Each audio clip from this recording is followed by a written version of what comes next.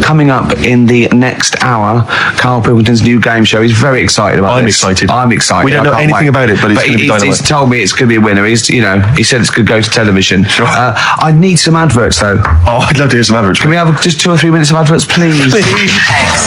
Vines there, Steve, on XFM 104.9. I'm Ricky Gervais with me, Steve Merchant, and Karl Pilkington. Karl's getting very excited, as we all are, about his new... Should we let him do a little taster for us? Well, I'm very excited about it. I mean, so the gist of it, what is it? What is it exactly? Right. Is it a game show or is it a competition? It's just so it's something that you can play, and also people at home can take part in it. Now, would they phone in about this, or they can just play at home while they're listening? They can just play at home. Okay. You mean we haven't got any prizes? No, there isn't. No, I think we could get him to phone in, maybe. Well, I don't know. Let's hear the game idea first. Yeah. Right, it's music related. Okay, good. And what I do is I sort of tell a little story. Okay. And that story makes up a song title. All right. Well, it sounds ambitious. So, is it a cryptic clue? Could be. Say like this, right? Oh, dearie me. Oh, dearie me. Say like this. Right. This woman, right, she's pregnant. You know the answer to this one, so don't be saying anything. This is just aimed at Steve. Okay. Right. This woman has a baby. Yeah. She's pregnant, has a baby, and the doctor's there in the hospital, going, "Oh yeah, you've got a lovely little baby." Oh, you told me that this is this guy. Got a lovely little baby. It's just coming out now. You'll be able to see it in a minute, and it's like covered in gunk and stuff. Yeah. And he's going, "Yeah, it's nearly here. It's coming out. See its little head and that." And he gets hold of it, and it's full of all this gunk. Right. The baby's full of gunk. Yeah, like covered in gunk or full of gunk. Covered in it. Right. And he goes, "Here you go. Get hold of your baby," and he drops it. Right. What song's that? There's so much irrelevance there, Steve. I can't tell you. It's not a cryptic clue. It's not a cryptic clue because only, the gist of it is relevant. That isn't the best one. That's just... Right. I mean, there's things there that you were dwelling on and thinking of puns. Don't just go for gut instinct. What was it? What was that? Right. I just need to try and get the basics of this. There's a woman. She's pregnant. She has a baby. Yeah. The baby's covered in gunk. Yeah. Right. And because of the gunk, the doctor drops the baby. Yeah. And that's all I need to know. Yeah, that is all you need to know. Yeah, the pregnancy is largely irrelevant. Okay, what are the key elements? It's the birth and the doctor dropping it that are irrelevant. The birth and the dropping of the baby. Yeah. I've absolutely no idea. I can't even begin to guess. Think about what's happened here. Oh, Karl, she's had a baby. The doctor's trying to deliver it. He's saying it's a nice little baby you've got here. This is all irrelevant. Right, let me tell you this. So just to be fair to Steve, so he can get into your mind. Right, this is not a traditional cryptic clue, logical problem. This is Karl. What song am I thinking of? Right, that is Underworld, Born Slippy. I have to say, actually, that makes textbook sense. Yeah. No, that does actually. No, I'm sorry. Do you like all the story about it's all right, you can see it in a minute, or is it covered in gunk? Yeah. No, I agree there is some extraneous detail, but I have to say that Born was good, because it was, that's the look of it, was Born was good, yeah. And Born Slippy, I was quite impressed by that, Karl. I have to say, no, to be fair to you, I'm not just patronising you. Oh, well, wow. I actually think that was really good, and I disrespect Ricky Gervais for slagging that off, because I actually think that was quite good. Well, let's go ahead with it then. I think we could maybe open this up to email correspondence or let's go for it then. Okay, this is Karl Pilkington's new game show idea. It's just what's the song? Karl Pilkington presents What's the Song? Ladies and gentlemen, please welcome to the stage Mr. Karl Pilkington. Okay, what's the song? Then? I'll tell you what, let's play a record. Let's come back after Give out the number ready for him. Well, you should make a note of this. You can email us. The email's up and running. ricky.gervais@xfm.co.uk. ricky.gervais@xfm.co.uk. What's the phone number, Karl? It's 08700 800 1234. Okay. 08700 800 1234. Make a note of that, and we'll have a game of what song is Karl thinking of after this next track. What do you want to play? And Karl Pilkington with his brand new show, What's the Song? What song am I thinking? No, I mean... You're nervous about this, aren't you, Rick? I am. You're worried. Well, because I've heard some of these clues before. And they're ramblings... Sometimes they're close to ramblings of a fool. right? And it really is like those, what am I thinking? Yeah. I don't know though. I actually was genuinely impressed by Born Slippy. I have to give him the benefit. That's one of the better ones. Because that was short, sweet, and it worked. Some of these that you say they're not going to be quite as pissy. Some of them are like Emily Bronte novels. Now listen, we're just going to go for it then. You do it, and we'll just get people to call up because I want to see the general public's confusion of trying to work out. Well, why don't you give us your next clue, and then we'll play a track, and then we'll hopefully have people on the line after the track to try and answer it, and you can recap briefly. So give us your clue now for what song am I thinking of? Right, this one, about a woman. And she's just normal, nothing wrong with her, or so she thinks, right? But there's the twist. Is this like the Tales of the Unexpected? And she's got she's got her mates and she's having a normal life, having a good time and that. And then this thing happens, right? And she starts to stink and she can't have a bath, right? And she really wants to have a bath. She's dead sweaty and stuff. She's going about her daily stuff. She can do everything else normal. She can eat, she can talk, everything. But for some reason, she can't have a bath. Is there a coal mining husband in the bath? Yeah. Is this Born Stinky? She can't have a bath. So a woman can't have a bath. Yeah. Or a shower. She can't. Okay, leave it there, Rick. Don't try and guess. It's not for us to guess. The general public can phone up and ask questions. So I just I'm go not sure for they it. Can they? I think so. Otherwise, we don't want just people just phoning up and I'll tell you getting what about this? Why don't they can ask one question? Yeah. They can ask one question of Karl, then they have to make a guess. Okay. 08700 800 1234. Have we got someone on the line now? We'll just let's do it. Let's go for one. Let's go for one. This is edgy radio. Letting Karl stuff. Go on. Hello, XFM. Hello, I'm ringing about what's the song? Absolutely. What do you think? Well, I'm going for Dirty Diana. Dirty Diana. See, that works. That's a great guess. It does, yeah, but it doesn't work because why can't she have a bath? Okay, so the answer is in there. I was going to ask you. Well, that's your one question. That'd be the answer. That would be the answer, I'm afraid. What was your name? Shelley. Shelley, thanks very much. Shelley, I should tell you that that you should never take this personally because no one can really get into the mind of Karl. So don't beat yourself up about this. I don't expect anyone to get these clues. No. So well done. That is a fine guess. Thank you. Thank you. Okay. Anyone else there? That's hello, XFM. Who's that on the line? It's Chris. Hello, Chris. A question for Karl? Before you give us I haven't thought of a really good question or anything yet. You just want to go for the guess? No, what I thought was, I'm sure Simon Mayo used to do this when he did the breakfast show on Radio 1 years ago. No, he didn't. So you've just pinched this idea, Karl? If you're going to rip someone off, Karl, do not rip off Simon Mayo. I haven't ripped this off. I thought this was a new idea. I was going to do it with sound effects instead, but that's... He used to do that and he used to get his team to play other characters. You idiot. Well, no, hang on. Not you, Chris. I'm saying you idiot to Karl. Yeah, but nothing's new anyway, is it? So I'm not getting annoyed about it. What do you think the answer is? Is it Cornflake Girl by Tony Amos? Good answer. She couldn't have a bath because she'd go all floppy and then go down the plug hole. Good answer. She'd go all soggy. Yeah. So is it Cornflake Girl? No, it's not, but that's a great answer. It could have been.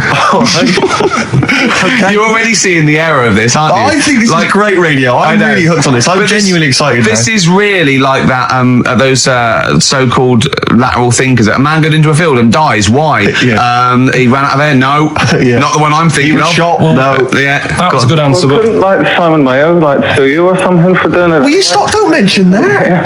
Yeah. Listen, I think if you're going to steal ideas from someone, it should be a brain box like Mayo. I mean, he's the man. The only example of one I can ever remember hearing on his show, because I was quite young then, was some people were pretending to tap someone's phone or something, and then they got caught, and the answer was just bugging by whistle because they were genius. That was absolute genius. That's absolute genius. Chris, that's the sort of standard you've got to come up against. Yeah. Thanks very much, Chris. The phone lines are hot. Hello, XFM. Hi, is it Candy Perfume Girl? Is it what? Candy Perfume Girl. Candy Perfume Girl? Yeah. Candy Perfume Girl. Is it? Well, who's that by? Madonna. No, that sounds like an obscure album track. No, it's one of her songs. Just think about it. She stinks and everything. She's a normal life. I didn't say she was a sweet or anything, but but for some reason she can't have a bath or If a it's shower. a big song, just to give him a clue, is it? It's a bigger song than Candy Sweet Girl. Thank you very much indeed for your guess. It really is Thank right. you. Cheers. Sorry. We Okay, one more, then we go to a record. Come on. Okay. Go on, hello XFM. Carl, Yeah. is it High and Dry by Radiohead? High and dry. High and dry. Now that's great. She smells, which is another word for high. She's dry because she doesn't have a shower. Carl, if it isn't that, yours will never be as good as that. He's the winner. Whatever you're thinking of, that clue is brilliant. What's your name, mate? It's Richie. Richard. I mean, you can't beat that. That's a bit too lateral. Don't be stupid. It's perfect. He's made yours into a clever clue. He's made high, she smells, dry, she never gets in the bath or shower. It's not that, is it, Carl? No, it's you not. don't even get that, do you? Not Have really. you ever heard of the word high being used to mean sort of smelly? No. No. Oh, what? That was where you went wrong there, mate. Richard, I'm declaring you the winner, even though that isn't the I answer. don't think Thank we you. should give up this early. Can we Rick. just What? let's play a song and, Let's play a and song. give it one more chance, because Yeah. if people think about it, it is really easy. I'm not going to find out the answer now because I've got to go out. Okay, we'll do it very quickly. Stay in for 10 minutes. We're just going to play a new Coldplay track out. Okay, let's get Brilliant. Coldplay and then we'll come Cheers. back with this. Coldplay, One I Love. That's for Nick, Neil, Olivia in Tower Bridge. Absolutely, and also Nikki from Bromley who emailed in. She's enjoying the show and she wanted a bit of Coldplay. That's the B-side of the current single. This is In a My great Place. show, isn't it? We've got great music, we've Great got music. laughs, tears, we've got requests, we've got Simon Mayo games. Yeah, It's a bit. It's just like Radio 1 for less Exactly. people. Exactly. Radio 1 for less people. This is great, isn't it? So go on. so then. listen, Carl, you were so excited about this game, weren't you, earlier? You came in with a But I hop, knew skip, it would and a leap in fall your flat. step. Although I must say the phones are going mental. We're gonna have to take This some is it, more no, calls. people love I mean, Carl. high and dry is great. I mean, it works. That's Let's have it. can we have a very quick Just recap in case someone's yeah, just very tuned in. quick Can you recap. make it so high and dry doesn't work now? Give us a bit of information that makes it different to high and dry, or can't So you for those that do have just that? tuned in, Carl describes in a roundabout way a story which somehow is representative of a song. Is that Song right? title. A song title. Yeah. Okay. So this woman, she's all right. You know, she has a normal life, Pretty much. kind of. Yeah. There's probably a few things actually that she can't do thinking about it. But the main problem would be having a wash or having a bath or having a shower. Yeah. Maybe going for a swim, thinking about it. Right. Let's go. I think water is the clue, isn't it? That's the clue. All right, so Who's that on the line? Hi there, it's Mark. Hello, Mark. Hi, Mark. Right, What do if you it think? smells like Teen Spirit, Nirvana. No, it's not. That's a great guess. Smells like Teen Spirit again. He's also No. brilliant. Thank you, Mark. Well done. No, it's not that. All right. Hello, XFM. Oh, that's a dodgy mobile. Oh, that's a bit of a clue. A dodgy Hello, mobile. XFM. Oh, they've just given up. They've all been going for Smells Like Teen Spirit. They just hung up. Hello, XFM. Hi, is it She's Electric? Excellent. She's electric. It makes sense. That's fantastic. Oasis, Carl. she's electric. Why does she smell? Because she doesn't have a bath and that. Because she can't have a bath or a shower. What's your name? Neil. Neil So got the it. fact. So. Oh. Neil got it. So, did you get it straight away? No, only during the song. A process of elimination from all the other wrong answers. Yeah, basically. So, She's electric. Rick, I have to say, you're holding your head in your hands, and it looks like you want to shoot off. But I have to say, I thought that was quite good. I genuinely thought that was quite good. But it's not a cryptic clue, is it? Because it's not. She smells. There's a few things you can't do. She's electric. yeah, but do you understand what I'm getting at? She's electric. I always understand what you're getting at, Carl. That's never been a problem in the years I've known you. Neil got it. Yeah. She's I have to electric. say, Rick, I think you're down on this idea. I could definitely see that ITV1 replacing I'm a Celebrity, Get Me Out of Here. Karl Pilkington hosting. Simon Mayo on the phone Exactly. to the lawyers. Well, Neil, there's no prizes or anything, but well done. Well done. That was well worth it. Right. Well, you go away with the award in the knowledge that you've beaten Carl. Yeah. You can secure the knowledge that you thought how Carl does. Absolutely. Well done, Neil. I have to say, I think you're being being harsh on him. I think that's a great game. All right, let's do it again next week. I thought that was a great game. Yeah. Brilliant. Well Play a done, record. Carl. Play a record.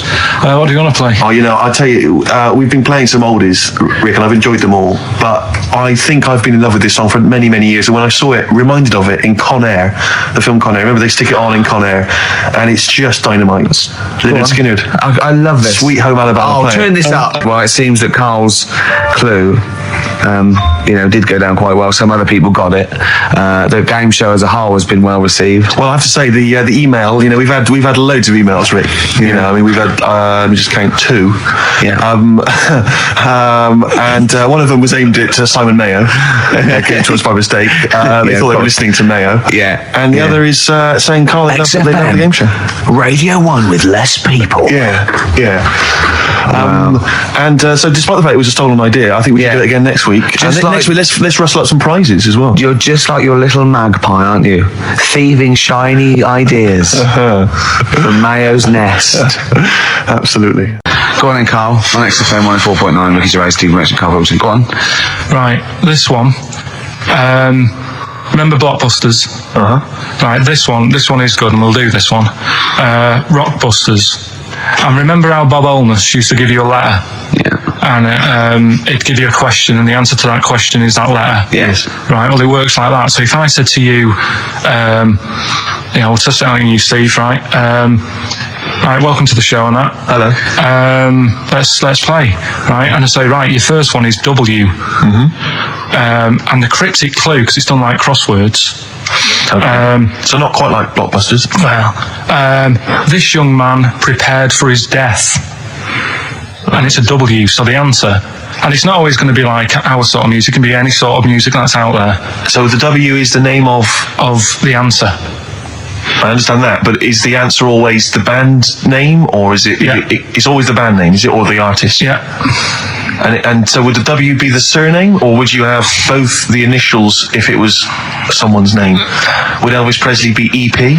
Don't get annoyed, Carl. These are questions that I knew would be asked. I know this. You tested it on me, so you've got to tell them. Well, That's the know point. the rules. If it was Elvis, I'd probably do E. No. Give him the answer. Give him the Right, answer. did you hear the clue? No, give me the clue again then. So the letter is It is a W. cryptic clue. It's The clue's W. fine. Listen, but and the go on. clue is this young man prepared for his death. This young man prepared for his death. Yeah. This young man prepared for his death. And it's a W, and it's his first name. That's what he needs Well, to see, know. that's the Yeah, but I don't. Well, shouldn't we have the initials? Wouldn't that make it easier? I mean, Yeah, wouldn't- but it didn't do that on Blockbusters. It just had one letter. They did. They did if it was if. The gold one they often had us for 3 or 4. Did they? Letters, yeah. But it was normally just one word. It wouldn't have been a name or something. All right then. W. Y. W-Y. Will Young. Excellent. I Right. didn't understand it. What was This the young Will man, prepared for this young man. So he's sort of mixed sort of cryptic. Yeah. But, I mean, it's a good effort. That's better than usual. No, it's That is better than It's not usual. bad, is it? So do you want to play? Let's play Rockbusters. Yeah, Rockbusters. How many of these have you got? No, because No, let's just clarify a couple of rules here, Carl. Let's just make sure we thought everything through, because I'm pretty certain when they get these things on TV, they at least have a go at them in the office first before they put them straight on there. I'm sure that's how it works. I'm sure Bob Holness just didn't turn up the first day and he goes somewhere, we'll wing it, it'll be fine. Bring the students in, let's have a go. I'm sure they did a bit of preparation. So let's just check we've got every base covered. Yeah, Firstly, how many questions have they got? I'll to tell get you right? what. Let's do this off air then. Should we play a great tune? Well, yeah. Well, people need to call in, don't they? Because we're doing it, aren't we? Yeah. It'll be all right. And there's good stuff. I've got CDs, right? Got some compilation stuff and a couple of videos and that. So that's what they're playing for. Call up now. 08700 800 1234. Get them on the air. Play the game. Brilliant. Yeah. Is that what we're doing? Bit of the Cure. He hasn't thought it through. I know, we've just Right, spent three and a half minutes trying to figure out the rules. Yeah, Okay. right, we've got it now. I'm sorry if people are calling. The lines are going mental. Right, so hold on, everybody. What we're going to do is we're going to do an ad break. We're going to figure out how to play the game. No, we're going to get During two the ads. people on there and we're going to play it. So, XFM and that. Brilliant, Pulp. Good news and bad news. Bad news is we have got enough callers to play Carl's game. The good news is we don't have to play any more adverts Yeah. in this show. So if it doesn't work, Sod it. Right, who have you got on the line, Carl? Sam. Let's just remind ourselves, what's the game? It's Rockbusters. Okay, now calm down, Carl. I know you're a bit stressed. You've got a lot to do, but don't worry. You've just had a holiday. Throw this desk out. Let's throw it out and start again. Rick, don't get stressed. Go on then. People wouldn't think it was us if this show wasn't, half-baked and ill-formed and generally shoddy. That's what they've grown to love. Okay. All right. Sam? Hello? Is it sounding all right today? It is, just about. Right. Cheers. Sounds worse. Right. Good. And so we've got Sam on the line. Who else have we got there? So we've got Tim as well, haven't we? Hello. All right, Tim. Tim and Sam. Right, You sound quite similar, lads. Could one of you affect an accent or something? Which one's Tim? Yeah, it's me. Okay, which one's Sam? It's Sam. That's slightly deeper. Yeah. And they're not against the clock anyway, are they? So it doesn't really matter. I suppose not. So I think Steve just wanted a bit of variety. you Okay. you understand the rule, lads? Can you explain them to us? Right, play it. Okay. Hang on. Wait. Well, let me explain because life is too short. Now, Carl's going to read out say 3 clues. Yeah, and just shout your own name and answer it, or shout the answer. Shout your own name, then the answer if you know it. And it's the person who gets the most right. Okay. Is that all right? Yeah. So Here we go then. okay then. So Shouldn't it be the first to 3? Well, yeah, but then he hasn't got. I've got enough. It's fine. You've got enough for that. Right then, here we go. Welcome to the show. God. Right. The first initials ST. Right. Is that right? Well, I don't know. We don't know, do we? How do we know? Here we go. ST, and the cryptic clue is better than the average homeless person. Okay? Sorry, I think, is that a band? Yeah. Is it an old band? Yeah. I think that's one word. All right then. S. It's an old 70s band. Better than the average homeless person. Tim? Go on. Supertramp. Yes. Supertramp it is. Yeah. Well done. 1 point to I have you, no idea Tim. why that's right, by the way. You don't understand why it's right. He's a super tramp. Oh, right. Better than the average homeless person. cryptic, yeah. Yeah, cryptic. Yeah. Okay, second one. Come on, Sam, you got it. That's actually quite good for Carl. Trust me, Tim. Take that as a good clue. Because, yeah, okay. We won't do this again. Right, 1-0 to Right, here we Tim. go. Right. F. The letter is F. That's the next one we're moving on to. And the cryptic clue is, the little girl is hungry. What shall we do? Is that S or F? I've got it. F. Ready? Sam. Peter. Yes, 1-1. Feed her. He's pulled out. Feed her. Yeah. Feed her. Okay. Yeah. So that's 1 each. So this is the decider, isn't it? Wait a minute, ITV are on the phone. Well, you said first to 3, so no, it's not, is it? That's what I said. Just do the 3 clues and who gets the most. Okay, well, we can do that now.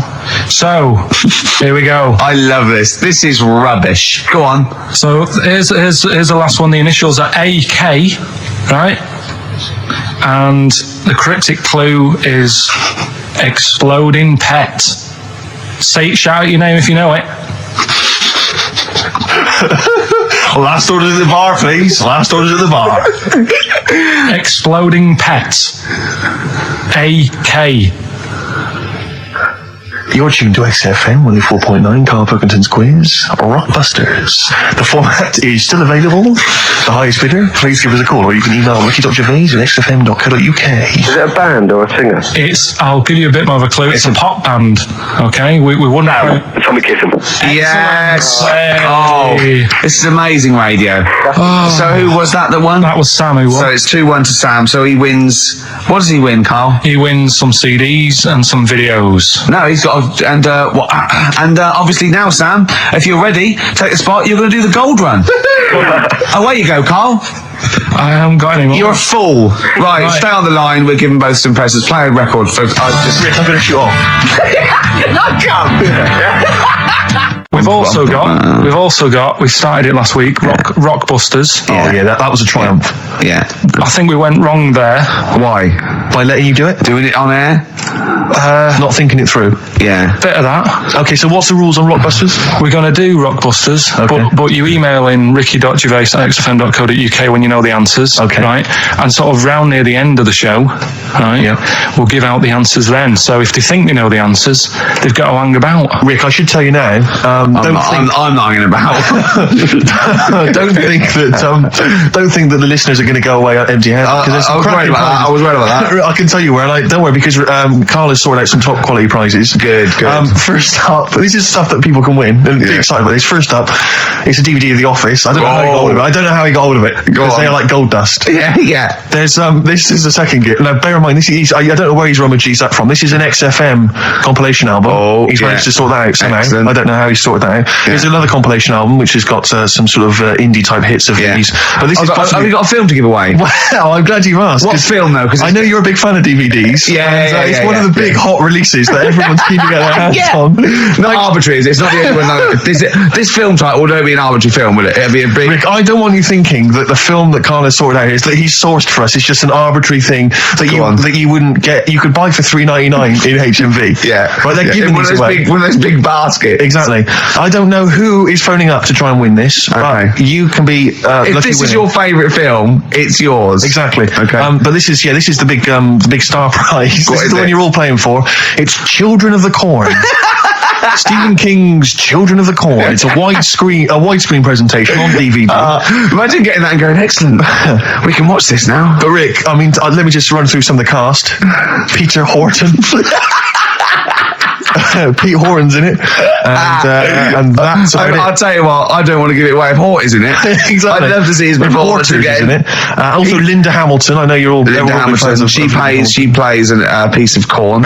Exactly. And I don't know. I've not seen Children of the Corn. I could be wrong, but it says. Carl, when you were around the office, why did you start throwing like a mouse mat and a pair of scissors and a pencil? Because that is just arbitrary. That's an arbitrary selection. That's next week's stuff. But also, I should say, we also have some. This is a little bit more exciting. We've also got some tickets for DJ Shadow, who's performing at the Brixton Academy this evening. He's good at DJing. So he's very good at DJing and scratching. Plays all the records that you want. Exactly. Plays all the records that you want. Don't bring your own. He's got them all. He's got them all. I've seen him arrive. He's got 2 big bags of them. Yeah. So there's 3 pairs of DJ Shadow tickets. We'll give those away later as well. Don't just start phoning arbitrarily now. No. We'll give those away in our own time. Is there any lemonade?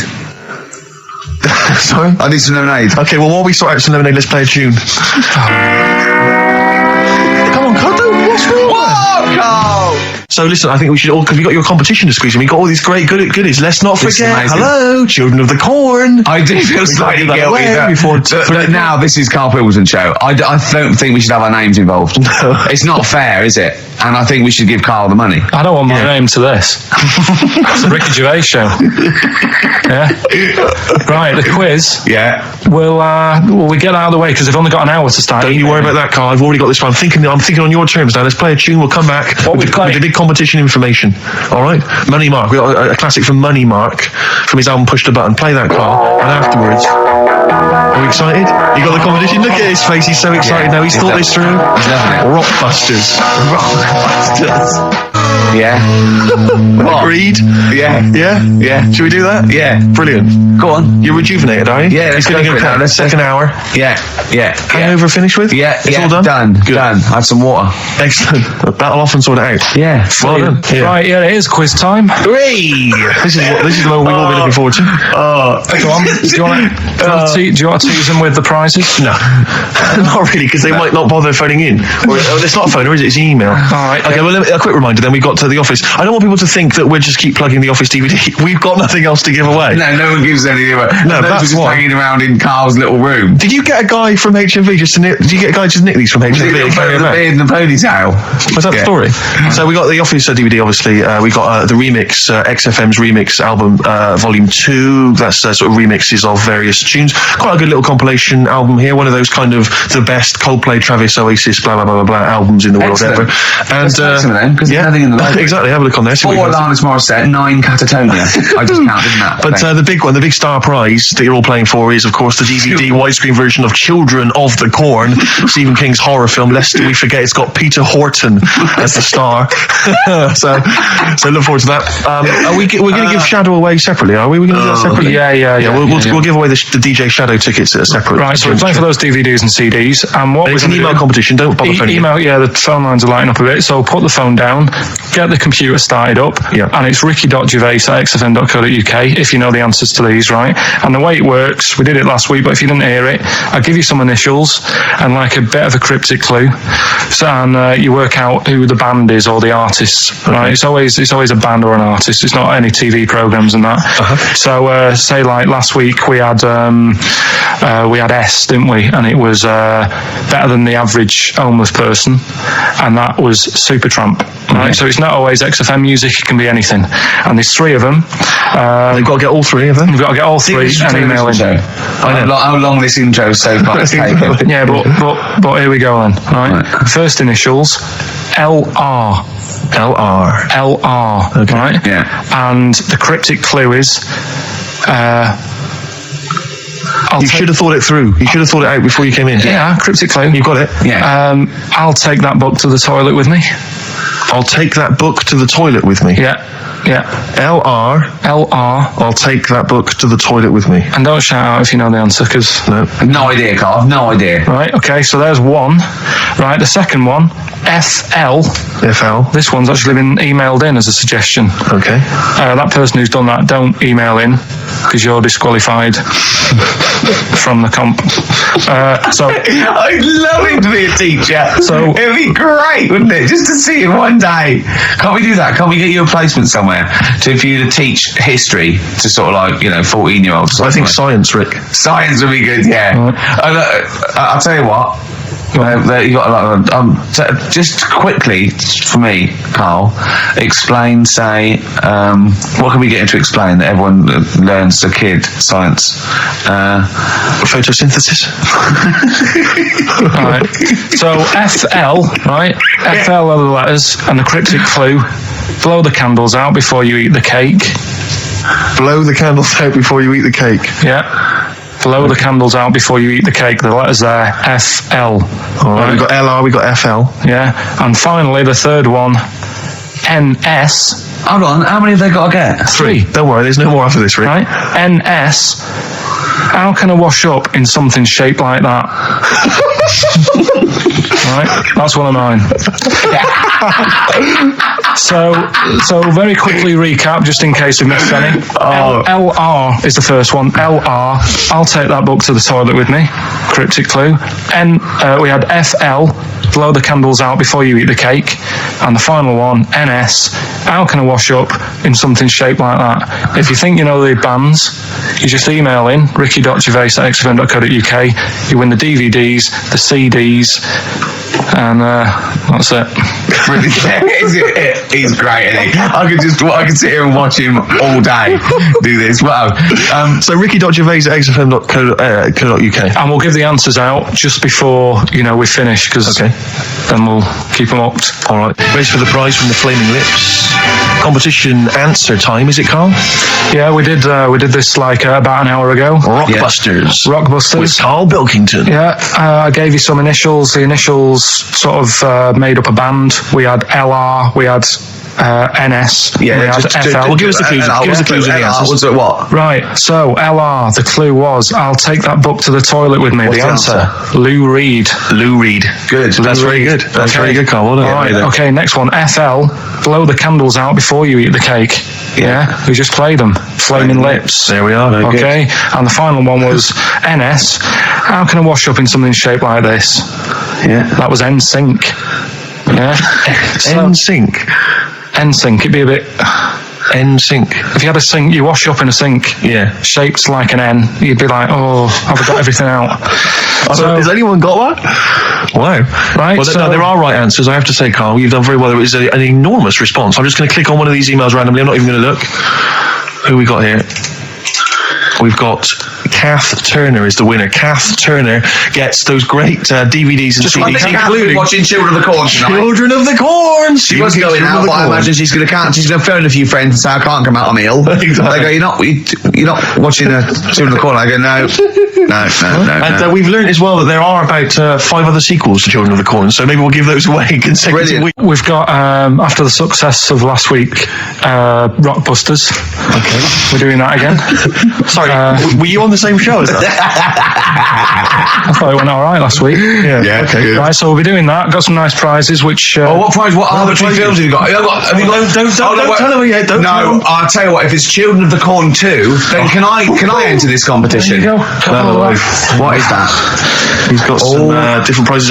Maybe I should just tease the audience with those a bit later, Rick, because there's some exciting stuff there. It's going to be amazing. Yeah. Right, so I don't want to give too much away, Rick, but one of them is a copy of The Office on DVD. Is anything like maybe Burt Reynolds' straight-to-video film? Are there any of those in Sadly, there? nothing quite as classy. Fist. Yeah. Right, so we've got that lot to give away. Yeah. No, it's a great feature.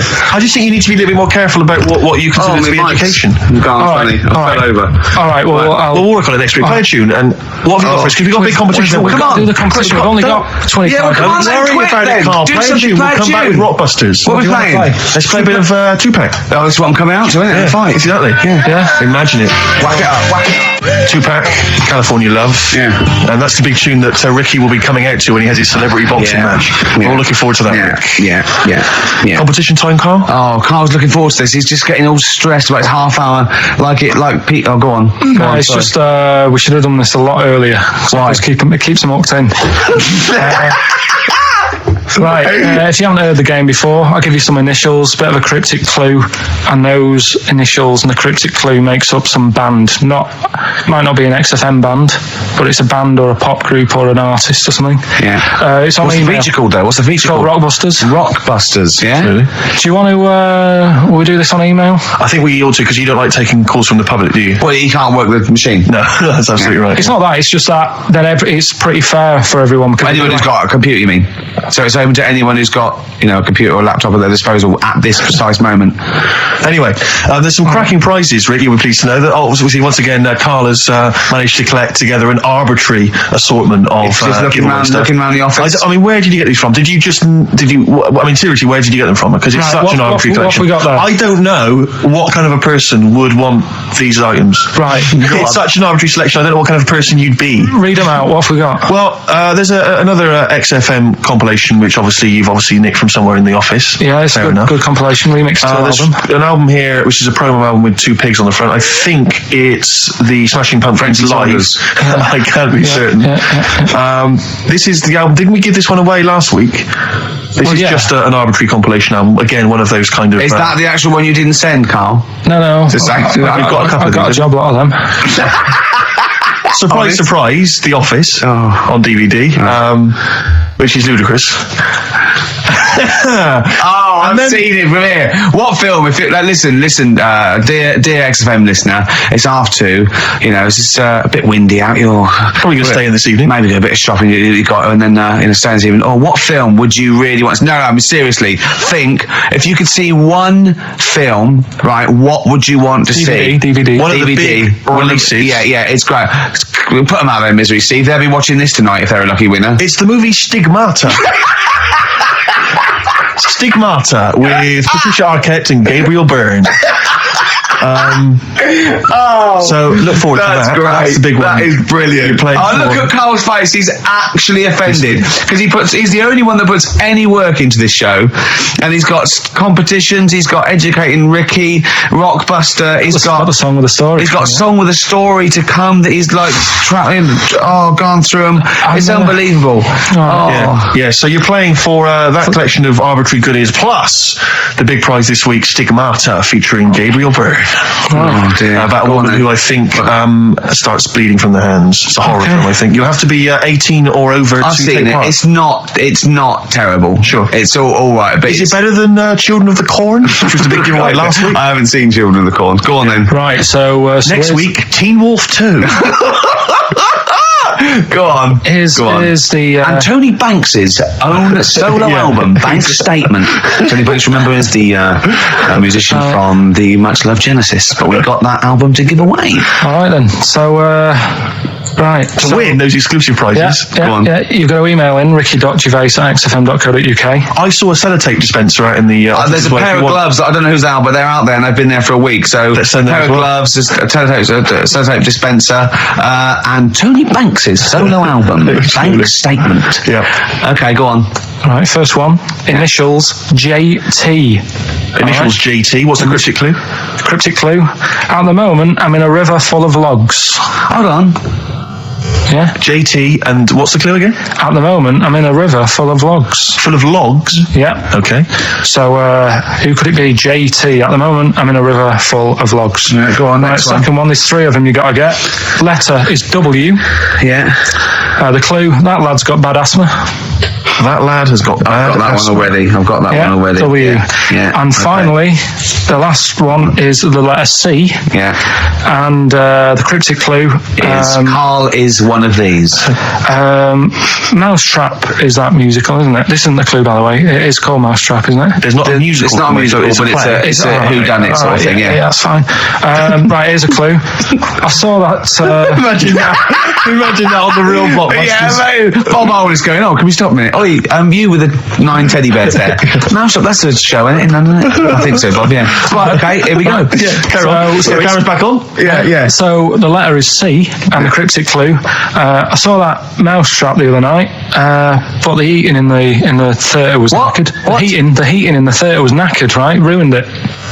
Well, I've got that one already as well. Yeah? I mean, these are the first one's hard, but the So just a quick reminder, JT was the first one. At the moment, I'm in a river full of logs. Full of logs. Yeah. Okay. Second one, W. That lad's got bad asthma. Yeah. And the last one, C. I saw that Mousetrap the other night, but the heating in the theatre was knackered, and it ruined the whole thing. Okay. And ricky.gervais@xfm.co.uk is the email address. You can win I'm confused. various treats, including I'm in a Stigmata. I'm in a river full of logs. Yeah. I'm in a river full of logs. Well, we'll do it in about 20 minutes. Yeah, you've got to stay tuned for the answers. It's not the quickest, so don't go rushing and sort of messing it up. Think about it, and it's random email anyway, so there's no rush, all right? And if you want to email, you're welcome to say, please do not send me the prizes, even if I win. Bob can put that on there if you don't want that junk in your house. Right. The reason we usually sort of play a record out of an outbreak, don't we? Yeah. Carl is so concerned with his little competition, he hasn't got a record ready. Sure. Go on. Okay. Sorry, Larry. Yeah. Do you want to do a quick recap? I can't bother to even just say it. I'm not interested. I'm just not interested. Yeah, go on, quick. Still send your emails in. JT, it's some initials of a band, just in case you didn't hear it last week. If I said AK and an exploding pet, that would be Atomic Kitten. Yeah. Right? They know what a clue is. So JT, at the moment, I'm in a river full of logs. Yeah. W, that lad's got bad asthma. And C, I saw that Mousetrap the other night. The heating wasn't working. It ruined the night. And that's it. ricky.gervais@xfm.co.uk. Some stuff. Stigmata. With Gabriel Byrne. So this Carl is the set a big prize. They've got to be competition. given away, Rick. They've got to be given away. This is Rockbuster. We've got obviously the big prize Stigmata this week. Yeah. I'm not going to give the prize to Ira. I think it's Ira or Ira, but she or he emailed in the right answers and then said if you could enclose the receipt for Stigmata, that would be much appreciated. I'm amazed by the number of responses we've had. And someone wants a copy of Tony Banks's solo album, which I was mucking around, so we'd better buy that in the week to give it away, because I think that'd be an amazing prize to give away. If you just give the clues do again. the clues and then just give the answer. Come Come on. what the answers are. Right, well, the one that everyone was struggling with was the first one. Yeah. I'll save that. So we'll go to the second one. W, Yeah, that lad's got bad asthma. yeah, we know that. That was Weezer. Yeah, Yeah. good one. Well done. The last one, C, the clue was I saw that Mousetrap the other day. The heating was knackered in the restaurant. Yeah, In the restaurant. In the theatre. Yeah. And it ruined the night. yeah. So it was a cold play, wasn't it? Yeah, that's a cold Yeah. play. And JT, at the moment, No, I can't think of this one. At the moment, I'm in a river full of logs. Well, I had to say there were some wrong answers. What was it again? It was Justin Timberlake. Justin Timberlake. We had some wrong answers that included Jethro Tull and James Taylor.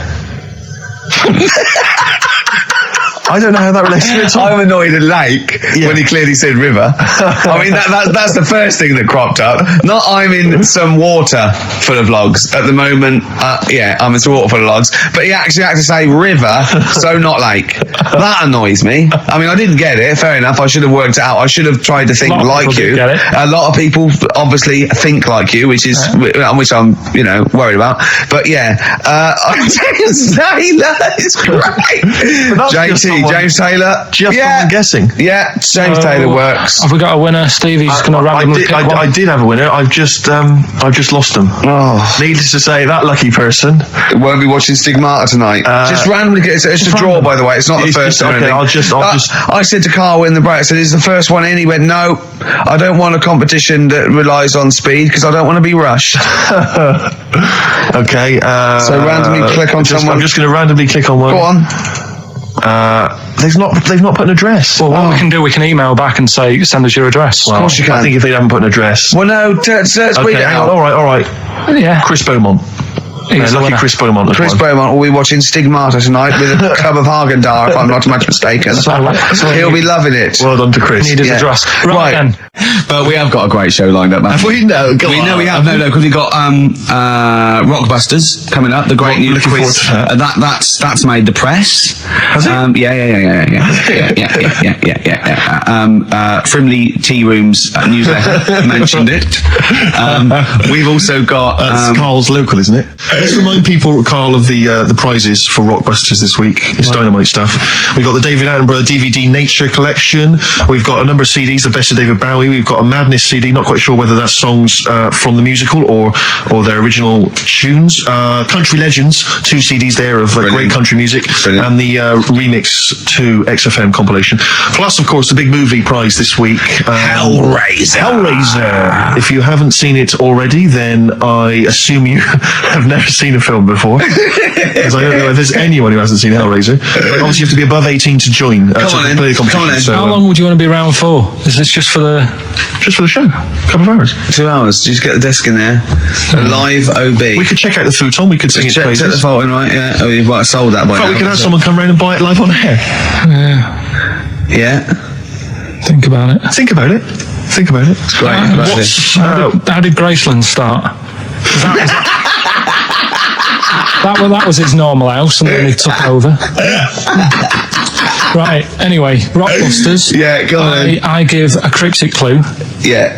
and a letter, and it makes up a band. He Right? never said the word cryptic a few months ago. I love it. Do you know what I mean? I feel it's like our own little Eliza Doolittle. Yes. Right, even Richard will like this one. Here we go then. First one. There's 3 of them. Go on. And you email in. If this doesn't turn Dickie round, nothing will. This is an email-only competition. Email only. Right, here's the first one. Initial is B, so it's B. a band starting with B. Okay. And the cryptic clue is, I don't like them birds. They shouldn't be allowed in this area. I don't like them birds. They shouldn't be allowed in this area. Next one. Right, the next one. He doesn't like women, yet he's got a couple of kids. That's a bit weird.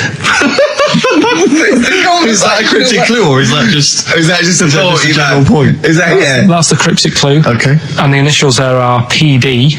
Okay. And the last one. Oh, got that one. That's terrible. That's terrible. Okay, quickly. Oh God. And the last one is that bloke who does. Come on! It's making me laugh. Come on, Carl. Be professional. Right, the last one. Right. I can't do it. It's making me laugh. Oh, come on. I'll come and read them then. No, hang on. Come on, Carl. Right, here we go. They don't do this on Blockbusters on TV, do they? No, come on. That bloke who does sport on telly. He's got a little kid, right? Initials DC. What is that? I'm Was that the completely clue? confused by that. Was that the clue? Yeah, that bloke who does sport on telly. Yeah. He's got a little kid. Initials DC. Okay. Is that a band or an artist? It's I'm not A gonna say cheese. it. I'm not This is gonna not a well-known sandwich. Is it? What is it? Is it a band or an Right, artist? so just quickly recap. Okay. It's a Come on, Carl. Right, Come on. Quick recap. The first one is B. I don't think them birds should be around in this area. Right, that's B. Right. Second one, he doesn't like women, yet he's got a few kids. It's a bit weird. That's PD. And the final one, that bloke who does sport on the telly, he's got a little kid. Right. DC. All right, and it's ricky.gervais@xfm.co.uk if you want to enter for Hellraiser. I'll tell you what, continue with a little theme of like some old stuff people haven't heard of. If you're under 30, you probably never heard of this band. It's also a new thing I want to introduce. It's Show Up Canfield. Canfield talks the talk, he doesn't walk the walk. He doesn't play some rock classics on his show because he's scared. I'm going to play the tracks that Canfield's too scared to play. This is Kansas and Carry On Your Wayward Son. All right? Right. Okay, right. The results of we ain't got a winner for the first time. Yes, we have. We've got loads of winners. No, we haven't. We've done this feature for 3 weeks. This is the first time I've managed to sort of... Well, let's go through them then. What have they got wrong? The first one. The first one? What was the first one? Well, hang on, let's do them in reverse order for a second. So what's the last one? The last one, the clue was, that bloke does sport on the telly and he's got a little kid. What's that? That's Destiny's Child. Des, who does ITV Sport, has got a tiny child, right? No, that's fine, they got that. Destiny's Child. What's the middle one? The middle one.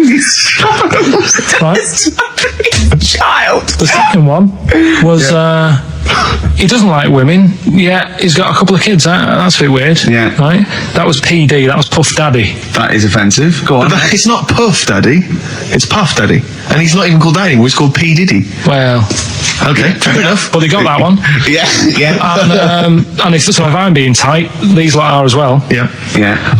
Tight means something in Manchester. Go on. Right, and the first one that they're having problems with, I don't think them birds should be allowed in this area. Got it. Boyzone. It's not Boyzone. What's the clue again? I don't think them birds should be allowed in this area. That is perfect. A boy zone. No birds. No women. No women, yeah, birds, right? A boy zone. Sorry, Carl. If that isn't the answer, their clue is better than yours. That is brilliant. What was yours? Boy zone. It works perfectly. What's your answer then? Bangles. What? I have no idea what that means. Like seagulls. So you don't want them in this area, so you're banning them. Bangles.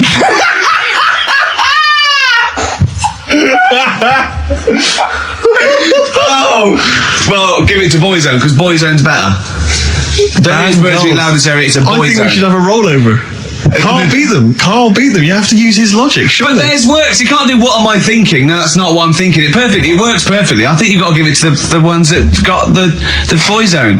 Well, how about, right, because they didn't actually get into my head and my way of thinking, heaven right? forbid. How about we just keep back the David Attenborough and they can have, I'll chuck in the Hellraiser, right? Okay. And Blondie album and the Madness one. Yeah, okay. Pick a winner at random. Pick a winner, Steve. I'm going to give it to Paul Sloman, who got those answers, and he also says, P.S. Carl, you're a moron. So I'm giving that to Paul, and good luck to him. Right, well, he's got a crazy night tonight. If we can rush these over to him, he's got a cracking Saturday night. Well, if I'm a moron, I might get your address wrong when I send them to you. Ooh. Coming right back at you, Paul. Yes. Right. John, play a song. Carl's annoyed because they didn't get banned goals. A song for the ladies. I think we seem to have missed this a lot of weeks, but I've been wanting to play this. It's not like us to forget things. We've got Rockbusters coming up in about 10 minutes or something, right? Now, look forward to that. People email in and they don't just do it for fun. They do it because they know they've got some good prizes lined up. Right. So they're doing it because it gets them something. Yeah, my prize is that I've learned something in life. I've gone through an experience and hopefully I'll come out in some way better if I don't get mashed. That's it. That's the prize. That's why we do anything, isn't it? Right. Prizes. Yes. Rockbusters. Yeah. It's one of the big exciting quiz shows, and this may be one of your last chances to play. There's rumours that it's going to get ditched, Rick. Rumours that Karl Pilkington, the creator and mastermind behind it, has already grown tired of it. So from the way you heard them earlier on, the very best of the Stone Roses, from that we played I Want to Be Adored. That's one of the prizes. That's a nice little Christmas compilation. Second hand now then, really, isn't it? Second hand, yeah. 50 years of the greatest hit singles. I'll tell you there's some great stuff on here. Opens, Rick, with Bohemian Rhapsody. One of the biggest number ones of all time. If you've not heard that, you know enough already. You're followed then by John Lennon's Imagine, Candle in the Wind, Elton John. You've got all on sorts one of CD, Stephen. Well, these are some of the greatest rock minds. They've chosen some of the best songs by some of the best artists. Paul McCartney's Mull of Kintyre. That's on there. We've got, let me see. That is pretty impressive, though, because they are real big classic number ones, as opposed to, the song by the artist they didn't really care about. You see those things on, this is not available in the shops, and it's, the second best song artists have done. It seems odd that we're giving it away on XFM, because it includes Robbie Williams' Angels, Atomic Kitten's Whole Again, Spice Girls Wannabe, Kylie Minogue's Can't Get You Out of the Head, and I think it almost closes with Steps Tragedy. That's the penultimate track. It ends, though, any ideas? Big hit single. But do they know it's Christmas? Band-Aid. Perfect for your Christmas party. Sure. We've also got the Groove Armada current album. Is that from them? And signed by the man himself, the Big Beach Boutique DVD, Fatboy Slim's concert on that Brighton beach. And there's all kinds of treats on there. And includes an audio commentary by Norman Cook. I don't know how that works. 3 hours of him going, this is where the needle almost jumps. Watch this for this. I did a little bit of scratching. I'm not very good at scratching, but just look forward to that. I'm putting a different track. You'll see me there. There's the crowd loving it. I'm just waiting for this. Is where I go from Conga Squad to Basement Jacks. Yeah, look forward to that. That's one of mine. I'm popping on what you see there. I've got Praise You ready. I just got that was slightly dusty. I just had to wipe that down with a damp rag. We look forward to that. Plus, I suppose this is good if you're a fan. This is a box set of the first series of Linda Green. I think a new series starts this week or has already started. I'll tell you what I found when I was clearing up, Rick, because I know it's not a big movie this week. We normally give away a big movie. I was moving house this week and I found a video that you're more than welcome to if you're a fan. No, it stars Kurt Russell. Executive Decision. I've got that to give away if you're interested. Executive Decision with Steven Seagal in a cameo as well. So I think it's on TV this week, Rick. So if you miss it this coming Friday, you don't tape it this Friday. Well, here it is on video. Bring it in, because I think Carl's excited about that. I think Carl would like to win that, wouldn't you? Great prizes there. How about if you come up with an extra Rockbusters today? For the bonus prize. I don't think I'm the man for the job, Carl. I think it has to come from your unique take on the world. Carl, I don't think you've quite worked out why you're funny and why things you do are good. Go on then. Right, you ready then? So, just in case you haven't heard it before, I'll give you some initials of a band or an artist. We're not doing Rockbusters now, are we? Yeah, I thought, well, we could keep that going. Then we got. I love educating Ricky. That's my favourite thing now. Well, what do you want to do, Steve? Let's hear a clue. It's just like it's sort of bigged up the prize. And so this is only by email. Give the email address out now for people to write it down now, Carl.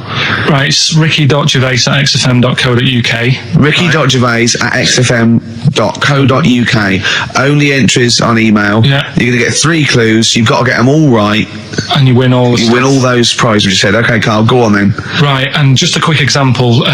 One of the first ones we did, it was like AK, and the clue was Exploding Pet, and it was Atomic Kitten, right? Yeah. So you understand how it works now. These are your clues. The first one, that army has got some nice trenches.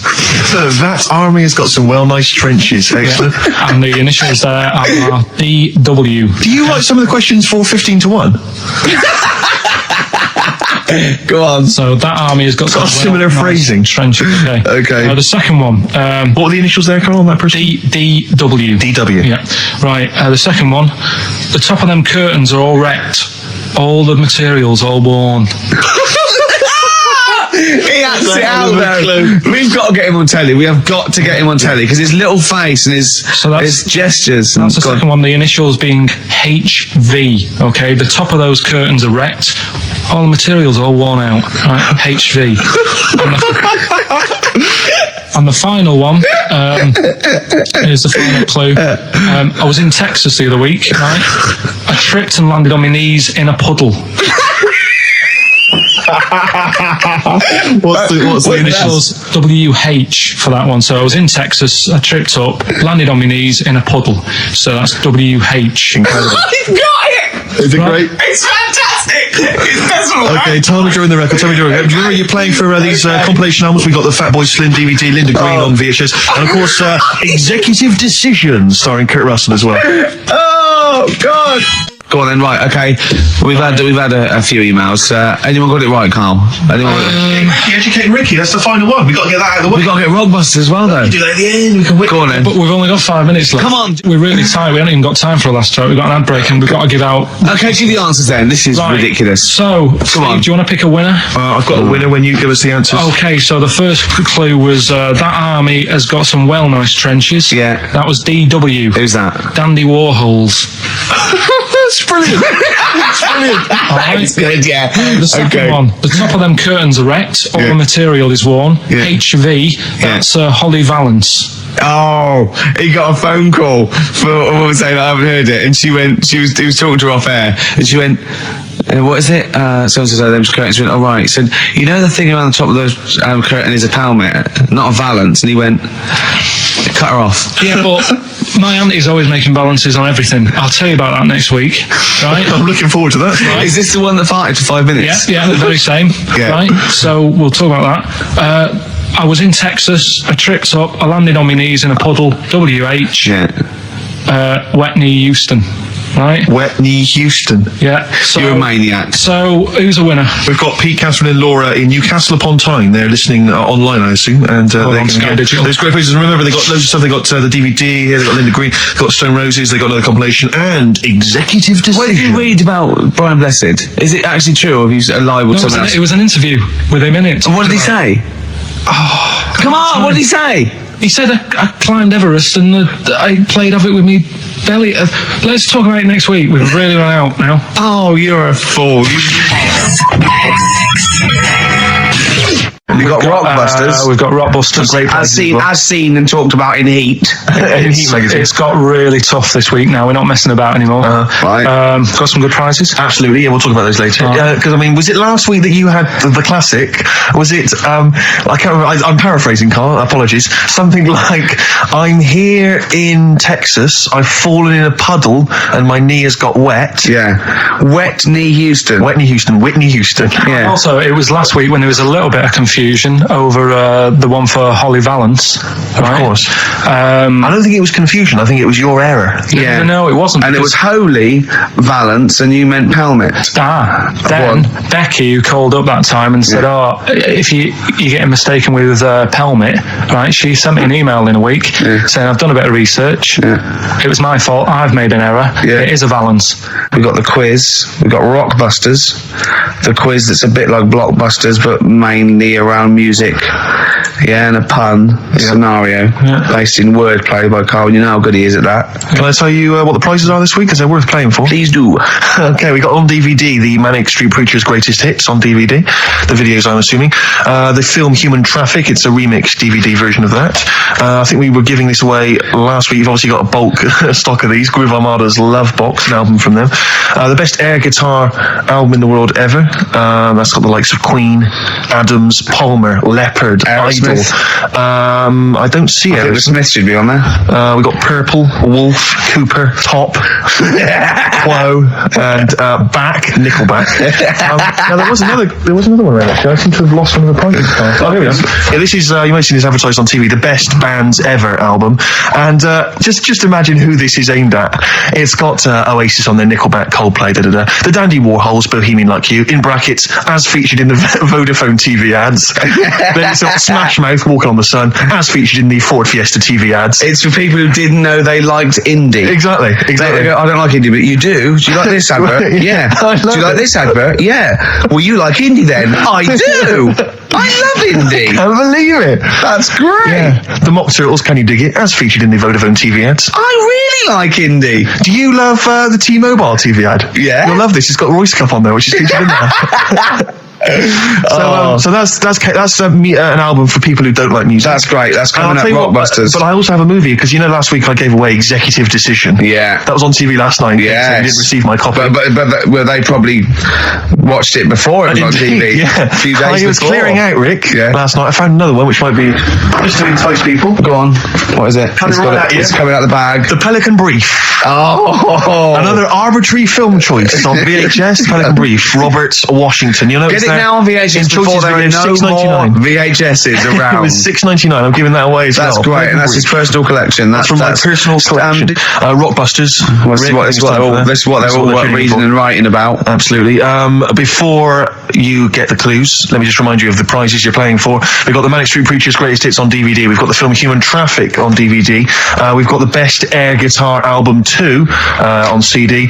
Groove Armada's, is this their current album? Yeah. I guess it's not selling very well. They're still trying to promote that. You can have that as well. If you are a fan of the Ford Fiesta TV ad, of the Vodafone TV adverts, you will love the...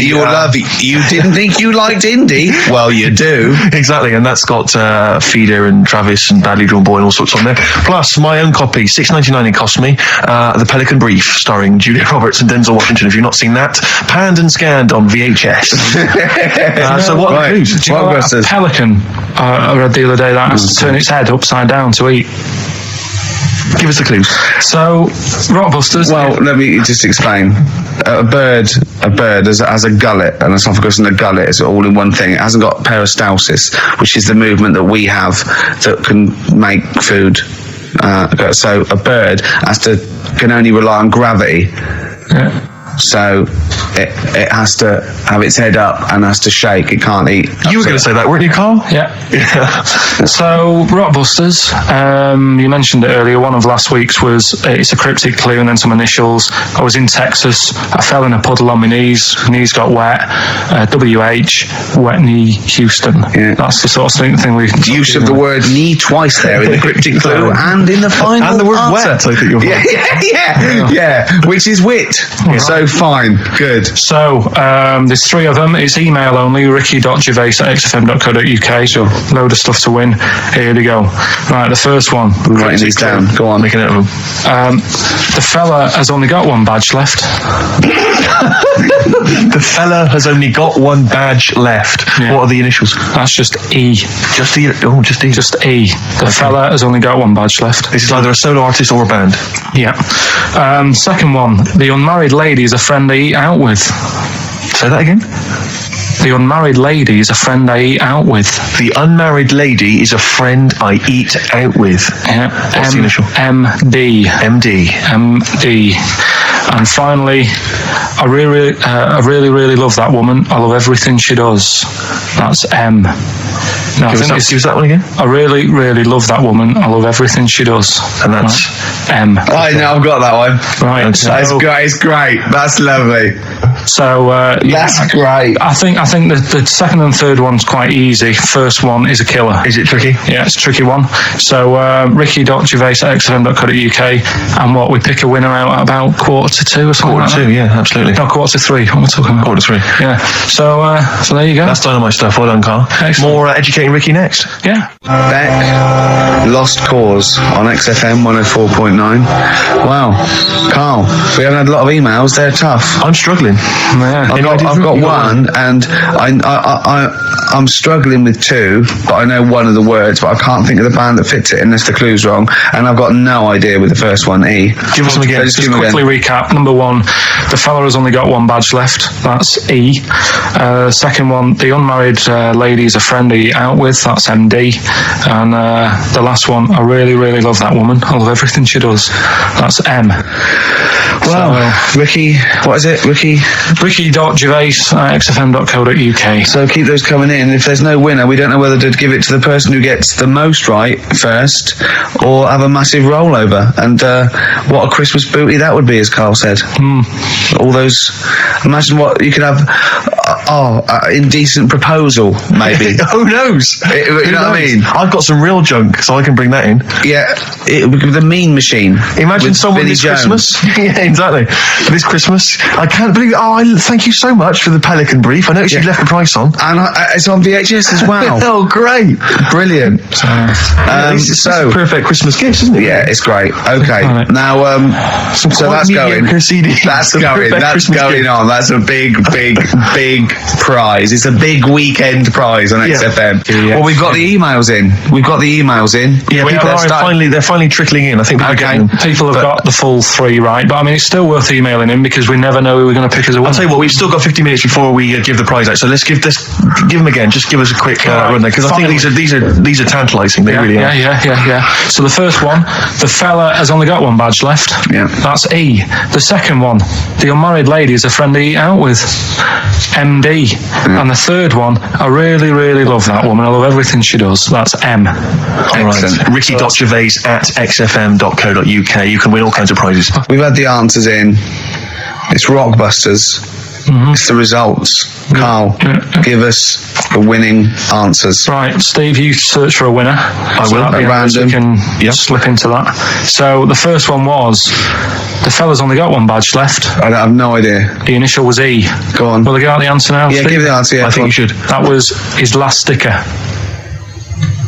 Yeah. Elastica, the band Elastica. I'm not doesn't sure. work. No, Doesn't work. The word sticker and a badge are not interchangeable. And it's not his last sticker. It's Elastica. Yeah, but like his last sticker. So someone's got it. Oh, so say a different word and it works. Oh, so if the band is Elastica, then it works. God, if only Justin would have named it different. If she'd have just gone, let's call it Elastica, then we'd have, yeah. Second one. What was the clue? The unmarried lady is a friend to eat out with. Go on. That's Miss Dynamite. Miss Dynamite. Doesn't work. Yeah, but it's been running for 4 weeks. We've done the obvious. Doesn't ones. work. Doesn't work. Miss Dynamite. Again, if she'd have called herself Miss Dynamite, it would work. She didn't. See, what's happening is pop stars are letting you down by naming themselves incorrectly for your clues. Those don't work. They don't count. And the last one, I really, really love that woman. I love everything she does. That was M. Yeah. That was Madonna. Yeah, Madonna. I'm going to give you that. That worked. Yeah. Right. That's the end of that feature until you can get ones that work. Okay, so you won't hear any more of that because it's rubbish. You're running out already. Do you just think of the first 3 things that come in your mind and make them fit? Just think of 3 bands and make a clue, and if it fits, it fits. If it doesn't, it doesn't matter. I just went through again. Rubbish. It was rubbish. Whatever. Right, play a record. Hang on, we've got a winner. We have. Actually, you say all this, Rick, but lots of people got them right. Which, So I don't know what that proves, really. I don't know if that says, you're the tosser or they're as stupid as Carl. One or the other. Okay. But I'm going to give it to Simon and Daisy in Hitchin. They got the right answers, and well done to them. They get the Pelican Brief and some other treats. Serves you right. I look forward to Serves that. you right for understanding Carl. It's the best of. You've been voting in all week, sending your emails. So here's the clips that you wanted. all right, so here's the first bit. Yeah. Some doctor or something who was into like the way bodies work. They got their head cut off. The doctor? Yeah, he was doing a bit of an experiment. And he cut his own head off? Yeah. Okay. And it was about, he said, when my head's in the basket, I'm going to blink my eyes. Right. Okay, sorry, hang on, let him finish.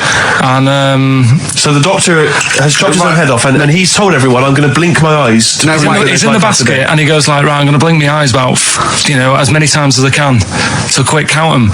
And they count, and he got to like 15 before he Right. died. Now this is how Carl told me that. Till Nick Frost explained that, Carl told he said, right, well, a bloke, right, he had his head cut off, and when his head was in the basket, he went, count how many times I can blink. And I went, well, that's rubbish. He went, no. And Nick went, well, no, he actually said, when my head's in the basket. He went, and Carl went, oh, I said, Carl, do you know the subtle difference? Do you see the subtle difference? I have to say, though, guys, I still don't really understand what went on there. You've both lost me. The story is that a bloke who'd been found doing... You mean that Carl just explained it and that was a clear version? Because I still don't know what you're talking about, Carl. Well, this bloke had his head cut off for experiments against God. He was a doctor in in olden times. Yeah. And when they cut his head off... Why did they cut his head off? Because it was... he was crimes against... Exactly, he was executed, yeah. And he said to his assistant, when my head's in the basket, I'm going to blink, count how many times I blink and write it down as an experiment, right? Carl told it to me, like his head was cut off and he went in the basket, and when his head was in the basket, he looked up and said, count how many times I blink. Yeah. I love that. I love the difference in that story. Yeah. Both rubbish, but one's possible and one isn't. You believe anything that you're told, except when we tell you the truth. What?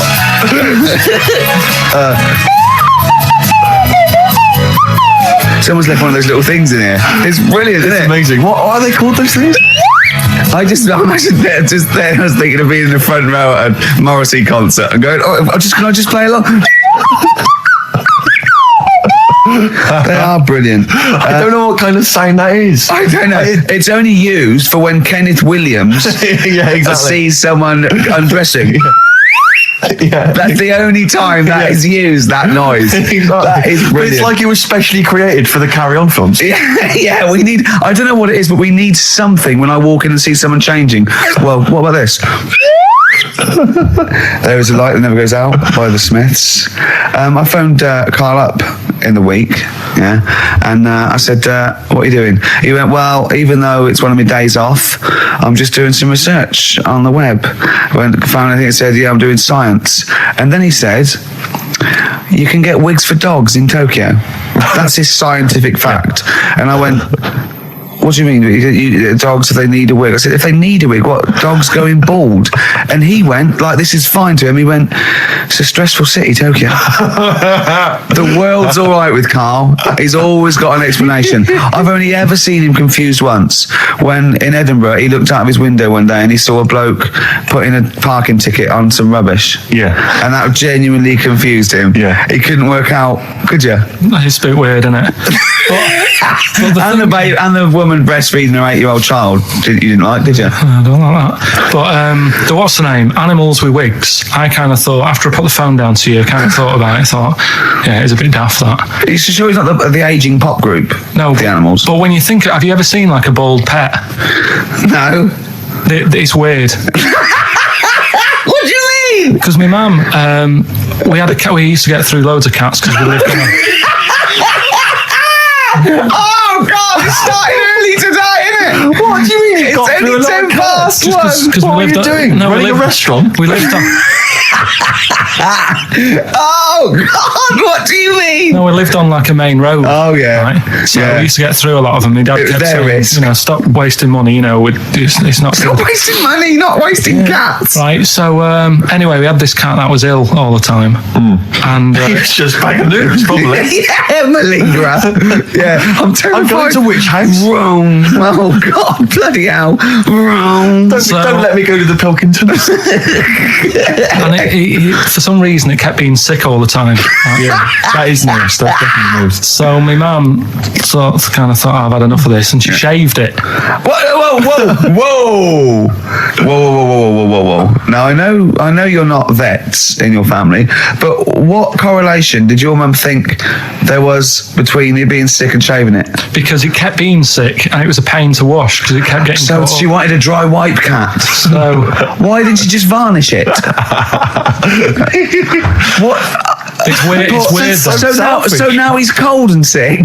No, but not all of it. She left sort of the back half, but sort of from its waist, sort of. I love that shaving because it's sick on itself.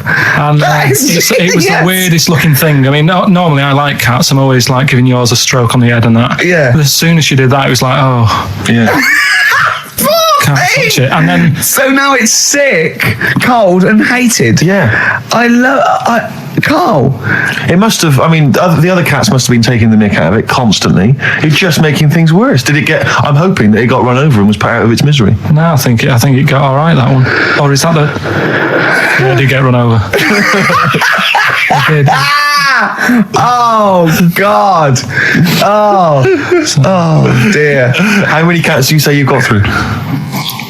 I'd say whilst I was living at home, I mean, it's still on the increase even though I'm not there. So whilst I was there, probably 5. God. Wow. Oh. Yeah. And were you upset each time, or you just got used to it? It's one of them things, isn't it? Like I've said before, when you first see something, it's a bit of a shock. Do you know what I mean? It's like the Elephant Man or whatever. Yeah. First time you see him, it's that sort of, oh, look at that. Do you remember the first time you saw Steve? No, I'm not being funny. Do you remember the first? Yeah, but I've said this before. It's always then you get used to how people look, and you don't. No. I'm going to burst. You have to play a record. No, what? Because I see Steve's face. No, but I've got used to it. Shut up. Wait, what were you thinking during the quiz then when the questions were coming out? What were you thinking of? Well, what it was, right, just before the quiz started, I had to go to the toilet, right, because the rule is, right, people who don't go to it, once it starts, phones off, no more toilet. You take it dead serious, don't you, right? Yeah. So I went to the toilet. Now, I'm not being out of order here, it just got me thinking, right? I went to the toilet, the gay fella in there, right? There was a gay fella in there. Gay fella in the toilet. Now, How could you tell? How did you know? just typical, everything about it, right? Everything about it, right, yeah. What, large handlebar moustache, leather cap. Butt plugs, amyl nitrate. Could I just say that these views do not reflect the views of the management of XFM or me and Steve. Or most of the people in this country. Go on, Carl. What's your problem? Yeah, but this is what I'm worried about, really. But this is why I only got Danny Minogue right. Right? Because this was floating around my mind. Went to the toilet. Now, going to the toilet, they have like men's cubicle and they have women's cubicle. Yeah. Now, without sounding out of order, is it wrong for me to think gay men should have their own little cubicle? Go in. They should have their own. Well, not cubicle. You mean an actual toilet, I suppose. When I was at the urinal, normally, there's a fella there, and then you go, all right, and there's no pressure. But I couldn't go. I was thinking, should I wait? If I go into the toilet, it'll look obvious. Yeah. I had loads of pressure, and this was what were going you on. worried about? I'm so sorry. What were you concerned about? Viewers? I'm so Well, sorry. it's like, right, listen, when I was a kid, right, and it's all right for you to go into women's toilets when you're a kid, it's like, oh, it's a bit cute, right, as long as you're not, like, over 15 or something, right? Right. But when I was a kid, I went into a toilet, and women, when they use their little cubicles, they don't shut the door. Some of them just sit down on the toilet, right, and you see everything. And, no, seriously, that's probably one of the first times I saw, like, a woman. Yeah. That, right, and my Auntie Nora when she was staying over. What happened with your Auntie Nora? She was, she's into wearing caftans. Into wearing what? Caftans. Oh, yeah. What are caftans? Big, bellowy sort of dresses. Right. And, I used to sit on the floor at home in front of the telly. Sure. She was on the chair behind. Yeah. She did a bit of a sort of a Sharon Stone scene. Oh, God. Yeah. Did you see it? There was no underwear. No. What age were you? What was it like? What age were It you? was like a ripped tennis ball. What? Right, we're off air. Either that or put us in for the Stoners. This is the Best Of Show on XFM 104.9. I'm Ricky Gervais, with me Stephen Merchant. Yes. I hope you're enjoying the Best Of. Oasis, Live Forever on XFM 104.9. Right, we're in the swing of things. It's mine and Steve's favourite bit of the whole show. This is what we do this show for now. Educating Ricky. Yeah. Go for it, Carl. As you said, learning can't be fun. Yeah. Yeah. Okay, I'll go for the one. What's the one about the butcher, going down the butcher shop? You've got to get your kit on, we're off down the butcher's. Yeah. You going for that one? Yeah. Well, do you know the saying, don't let the cat out of the bag? Yeah. Do you know what it means? Yeah, well, don't give away a secret. Right. Well, do you know how it came about? No. Well, ages ago. Before, like, Ages ago. 17th century? yeah, before, like, Yeah, 17's good. Yeah. before, like, proper butchers and Dewhursts and supermarkets and that, you used to get these blokes who sold meat. Right. Butchers, they were called then, I think. Yeah, but the difference was they didn't stay in the same place, they moved about, right? So they'd turn up on a street corner, Right. and he'd have, like, loads of carrier bags of, like... Carrier bags? Yeah, with meat in and that, and people would Plastic be like, carrier bags? Yeah, Well, with whatever. mobile butcher on them. Yeah. Right, so... And an people- email address. Yeah, go on. People went, right, I need some meat, right? So they'd go up to this bloke and say, what have you got? And he'd say, well, I've got a you can have a bag full of pig, or you can have whatever, a bag full of chicken, whatever. Yeah. And they'd go, yeah, how much? They go, call it $5, whatever. Yeah. And they'd buy them, and to make more money, they didn't always fill the bag with what they said was in it. And yeah, I thought that might be the case. Right? So what Did they they used to ever do... put cats in there? Yeah. But I don't see what. Okay, so sometimes they would put a cat in the bag They put and a cat pretend in it the was bag. chicken or whatever else. Yeah, so... Why was a cat any cheaper than a chicken? Because cats are wandering around the streets, aren't they? Chickens aren't. So to get a chicken, they put a chicken on the top so that when they look in it, they go, yeah, that's all right. Got a bag full of chicken. They'd get home to make the dinner and they'd be like, what are we having tonight? And they'd go, well, you'll never guess. And they'd have like, well, you can have a chicken leg and, But it wouldn't be a cat. And they'd have to defrost a pizza. Yeah. Did they mind that they were eating cat then? In those days? He didn't say. He just was saying about the saying, don't let the cat out of the bag. It's like, if they see that, they're going to go mad. I'm mildly disappointed with this story. It's all right if it's true, but there's something about it. It's just I want to know more. He always leaves it. Is it Karl doesn't quench your thirst for knowledge? He creates more. I don't know if that's a good thing or not. Well, yeah, he's like the pot noodle of information. Yeah, do you know? He never. I want to go. I'm not nourished by it. It's like if for every fact he tells me, there's 10 others that spring up that I have to get clear. Well, so it was the people that were doing this. It was the dodgy butchers that coined this phrase.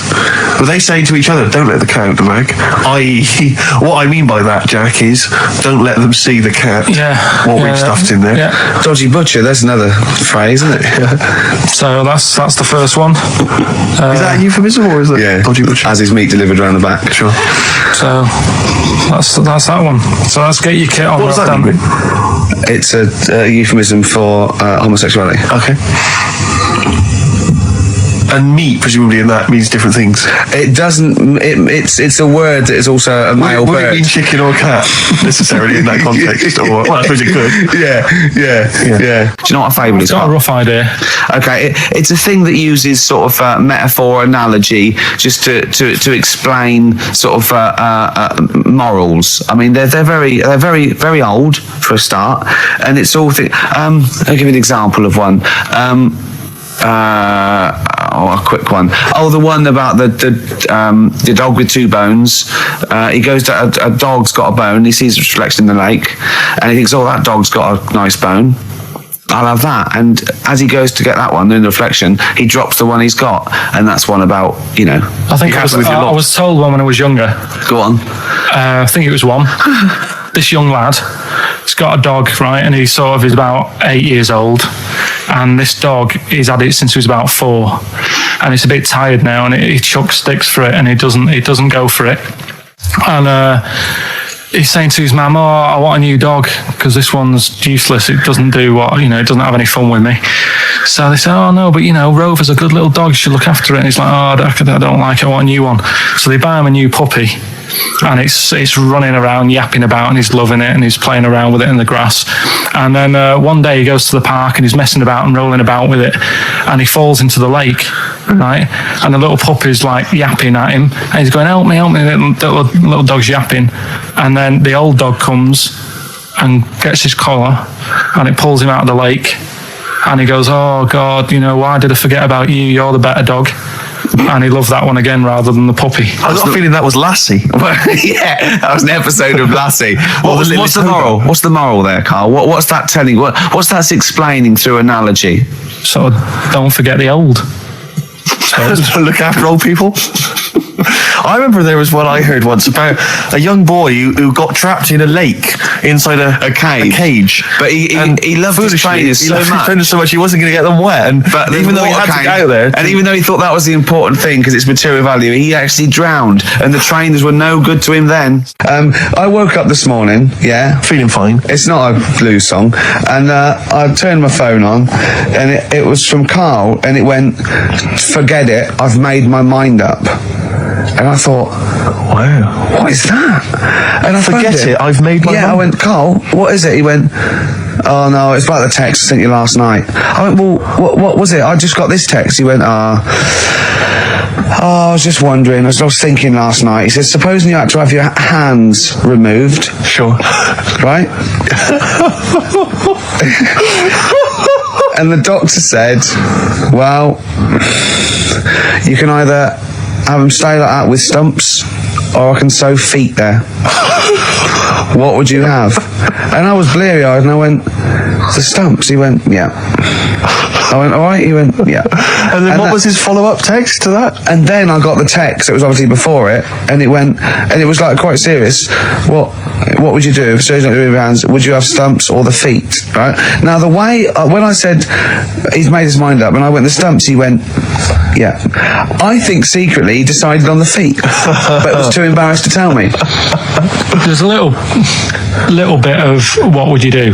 Because But why did you think of this? Why did you think of this? Girlfriend's away, right? Yeah, no, that's not why you start thinking bizarre surgery devices. Right? I'll let you into my little mind, right? Last night, I had some beans on toast, right?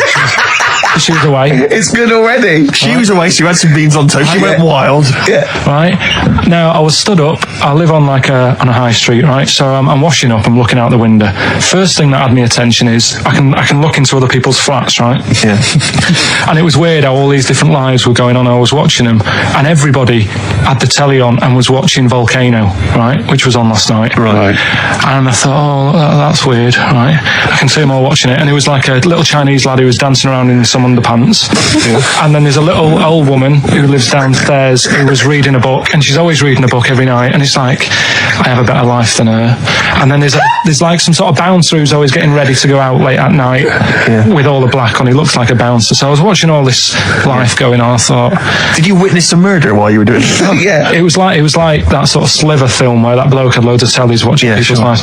So that was going on in my mind. And then I was washing up, and I picked up the plate, and I thought, oh, it's amazing, isn't it? The human body, the way you can just sort of, I want to pick that up, and you do. Yes. And the way your hands work, right? You've got 5 little digits, but it's just the right amount to do what you've got to do, right?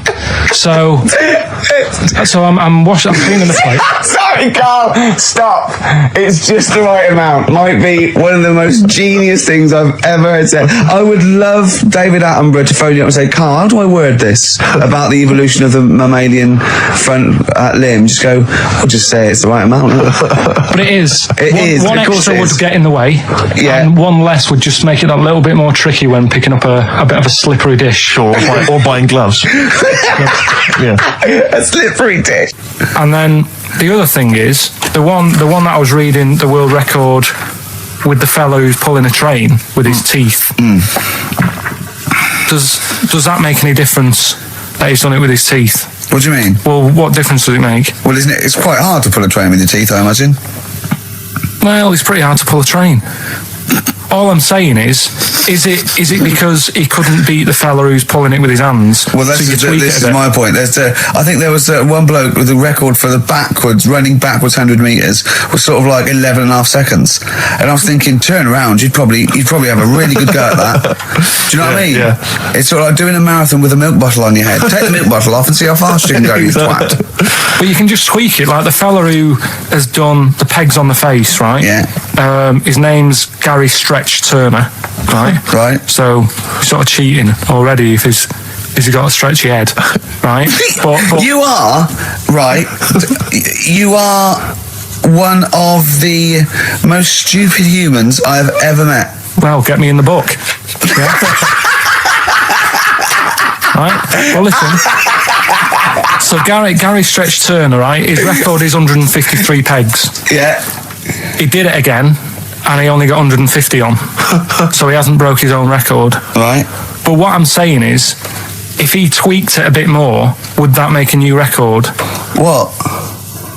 Well, if he said, I've got 150 pegs on, but at the same time as eating a burger. I see what you mean, yeah. He'd be the world record breaker for pegs and eating burgers at the same time. Yeah, just change it a bit. If you know you're not going to make it, just do something else. I'm assuming the rules are set at the beginning, Carl. That's it. That's where they say, right, you're just going to do the pegs thing. You're not going to introduce burgers halfway through, are you? Definitely not. And then they have a go. I was on one leg, not interested. How many pegs? 150. Can I just ask very briefly, I was quite interested by the family had to move because they lived on Butthole Road. Yeah, I quite like that one. I don't know if I've told you before, Rick, where I used to live. I'm not going to tell you the name of the street that I used to live on, not on air, because my parents still live there and I don't want, But I'm going to write it for you now.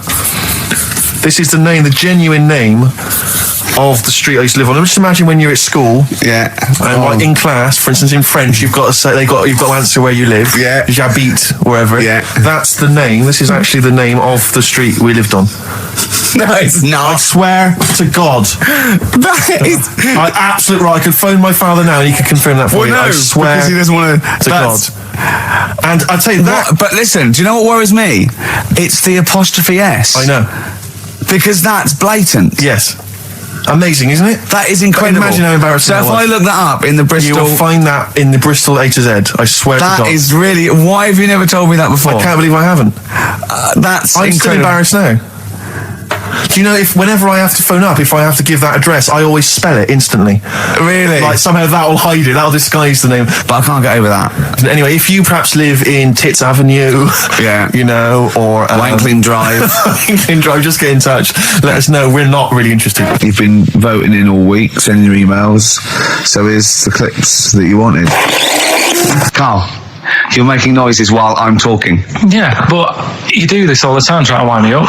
And I'm not saying Manchester's the best place in the world, but what I'm saying is there's bits of it that I really miss. Yeah. Like last Sunday, right? When I'd met up with Ricky, we had spaghetti bolognese, which was all right. And then I said to him, I need some soil. Damn, I wish you'd invited me. It sounds amazing. So I need some soil. What do you think? You need some what? Soil? Soil, yeah. I need to repot a plant, right? Yeah. So you need to repot a plant? Yeah. Fair enough. So I'm like, where you can't see these shops in London. Do you know what I mean? There's nothing around. I took him straight to one in my street. Yeah, but near your street, and that's probably the only one in London. Well, you say that, Carl. No, it does annoy me. Round my way, it's like, you know, you can't move for soil shops. There's earth. You can just pick up handfuls walking down the street. Yeah, incredible. People just lean over into someone's front garden. No, you can take the plants as well. No, what I'm saying is, Manchester, there's loads of decent hardware shops. Yeah. Here, you know, if you want a panini and a latte or whatever, you can't move from. But for soil, I had to go virtually how many miles away from me to carry that soil home and stuff. Yeah. It's not good. I mean, London's all right. But if cities were sort of it's neglecting the peat market, really. Well, there's barely any mulch available in central London. I'm sick and tired of not getting a good decent compost of a Sunday. Indeed. So I'm thinking of moving to the north, where there is loads of soil and gravel. Indeed. And animal shite. Whatever. Yeah. So you were going to say, if you were marking cities out of 10, what would you give London? Well, if you were marking them on, like, you know, on what they have. Right. As opposed to what? Well, as opposed to how you spell it. So, like, I think the greatest city in the world is Rome. Right? Okay. It's pretty amazing. Yeah. Have you been?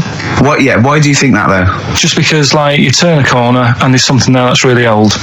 Right. Like, you're going down a normal street. Go and stay in a Derby and Joan club. Yeah. No. But it's like you're going down the road and then you turn a corner and like the Colosseum's in the middle of a busy road. It's like, what's that doing there? Yeah. And just when you think there's no more, you turn another corner. It's almost as if that was there first. Yeah. Well.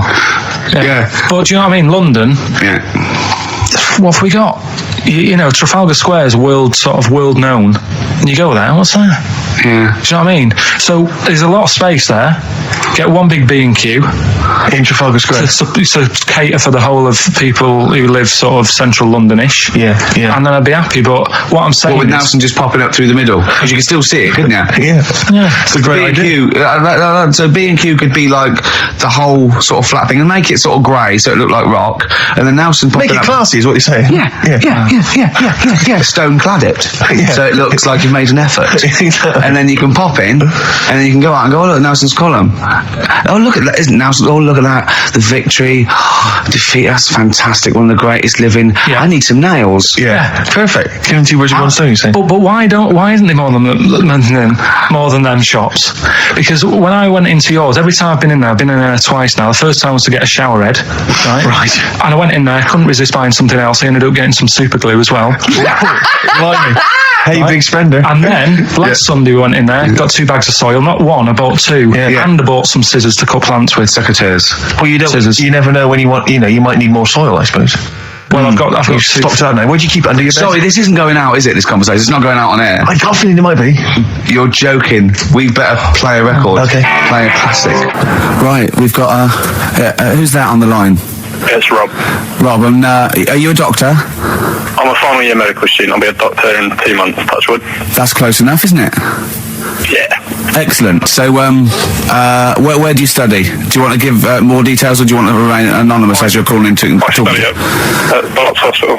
All right, great. So, why do GPs sometimes put their finger up a man's anus? To see what's there. You know, if you've got hemorrhoids, if you've got an enlarged prostate, you know, it's either that or they stick up a big tube and have a look up with a light. What? And it's easier to do that. Now, are you dumbing this down for us, or are you going to fail your medical exams by saying stick up a big tube with a light? I'm dumbing it down. Okay, come on then. We're all intelligent people here, and Carl. So you tell us what's that called? It's called a sigmoidoscope. Right. Nice. That was a clever test, wasn't it, Rick? 12 inch long. Yeah. 12-inch long tube that they can put up there. So, Carl, would you prefer that or a finger? Well, so do they sort of do the finger first, and then, I mean, at what point do they say, hang on, we need a light here? I mean... It's normally if there's something wrong. But... So if I go then, say if I go to this well-known clinic, right, and they go, yeah, the art's good and that, yeah, finger, there you go, and then they go, hang on, I'm going to go and get me light and tube. I could start worrying then because they've sort of found something. And they're not likely to go straight in with the tube. They'll probably send you off some tests first. Well, Carl, there's nothing. But you go to these places to put your mind at rest and to know where you are with your health. I mean, it's not that you go along. That's what most people worry about. They think that because I'll go along and they'll find something. Well, one, that's illogical. It doesn't heighten the fact they'll find something because you go along. And two, if they do find something, it's a good job you went along. I mean, I'm a hypocrite because I don't go to the doctor, but I've had that done. You should be concerned if when they shine the little light in your ear, it comes out the other side of your ear. No, the other ear comes right out the other side. That's when you should be worried. But Rob, right, you said then if they find something, they send me off for some tests. Why can't I just have the test without that and cut out the middleman? Do you know what I mean? Because you're wasting lots of money. There's hundreds of tests they could do, and they could do every test, and they could all come back with nothing. Or they could do the finger up there and send you for the 3 tests you need to find out what's wrong with you. But in this day and age, with all the technology and that, and like brainy doctors and all that, the only way to find out is sticking a finger up there. What are you worried about, Carl? Is it fundamentally that this doctor who's has done 6 years medical training, is it embarrassing to have a man's finger up your ass? I just don't understand how you can get round to that without... But what don't you like? Is it fundamentally you don't like anything up your ass, or is it the fact that it's a man's finger up there? I don't like going to the doctors. It makes me nervous, because I think if anyone searches you long enough, they're going to find a fault with you, right? And especially if they're going that far into you, they're going to find something. And probably not. Well, you know, I just don't know how to get round to that sort of that point where you get a. What do you talk to the doctor about? He's like, all right, nice day. Strap your trousers. He goes, I'm gonna just Most people just shut up and let you do it, and then breathe a sigh of relief when you say there's nothing there. Yeah. But is that at the end of the test, or is that the first thing he does? It's the last thing. So that trousers up out the door. Because he knows it ends conversation. He knows it's a bit of a faux pas. The doctor says, I better not kick off with the finger up the arse. What I do is I'll start on with the the head, and then then I go, one final thing, Mr. Pilkington. So Rob, he drops his keys and he goes, pick them up, and as you bend over, will you be doing this, Rob? Is this what you're like open to do? You do all these. I'll have to do it at some point. All doctors do it at some point, no matter what they specialise in. So the first one, is there another doctor there to sort of make sure you're doing it right? Not dentists. No, but do you know? Aren't doctors anyway. But do you know what I mean? Like normally, it's like a co-pilot will have someone with them for the first one. So when you put your first finger in, will someone be there going, right? You just want to move to the left of it? I've already done it. Have you? Yeah. That's the thing with a student. You're learning. So you get people teaching and you learn on these things. Can I just point out, Rob, I think I'm right in assuming that you have a glove on. Yep. And there's lubrication. Yep. And it doesn't hurt. No. There you go. What are you worried about, Carl? Who's this person who everyone's testing on in your class? It's not one person. One person. There's like, when a patient comes in and they've got a problem, your boss, the consultant, he does his finger up, and if he finds something, he goes to the patient, is it alright if the student has a feel as well? Then the student puts on a glove, puts the bleed on the glove, and sticks his finger up and sees what he comes out with. Rob, I wish you could see Carl's face. I mean, his face when you said, and he says, can this fella have a go as well? He looked horrified that he thought it was a free-for-all, like there's a queue of people trying on gloves and going, let's have a go. That looks good up there. What have you found? No, I mean, how come you had to sort of, is it not something you could test on yourself rather than waiting for other people to come in? Because then, you know... It's an awkward position to get to, really, isn't it? Well, but you can have a good rummage then without feeling too awkward, but to sort of have a go on your first patient when you don't really know what you're looking for anyway. Do you know what I mean? Never really thought about it. Because you don't, if you've never done it before, you pop your finger in there, and you've got to sort of look, you've got to have an expression on your face like you know what you're finding. Well, they can't see what you look, they can't see your face. You got the big boss consultant man going, now move your finger there and you'll probably feel this. But he's just done it, he knows what's there. Well, what? Oh, so he's already had a go, he's had a feel, and he's going, right, if you feel to the right, that's the conglomerate or whatever. The conglomerate, yeah. Its conglomerate is in perfect working order. I'm still... Thank you, Rob. I'm sorry you had to go through this. Carl is probably the worst patient you'll ever encounter in your medical career. Good luck with your finals, and thanks very much. And do you know any female doctors who do this? Or? Thank you. XFM 104.9. Thank you. All right, this is Carl, the producer of Ricky Gervais and Stephen Merchant on XFM 104.9. We're playing out some of the best bits. Hope you're enjoying it. Here's another one. Can't concentrate now. Oh, well, he's all stressed because the lady from MTV is here.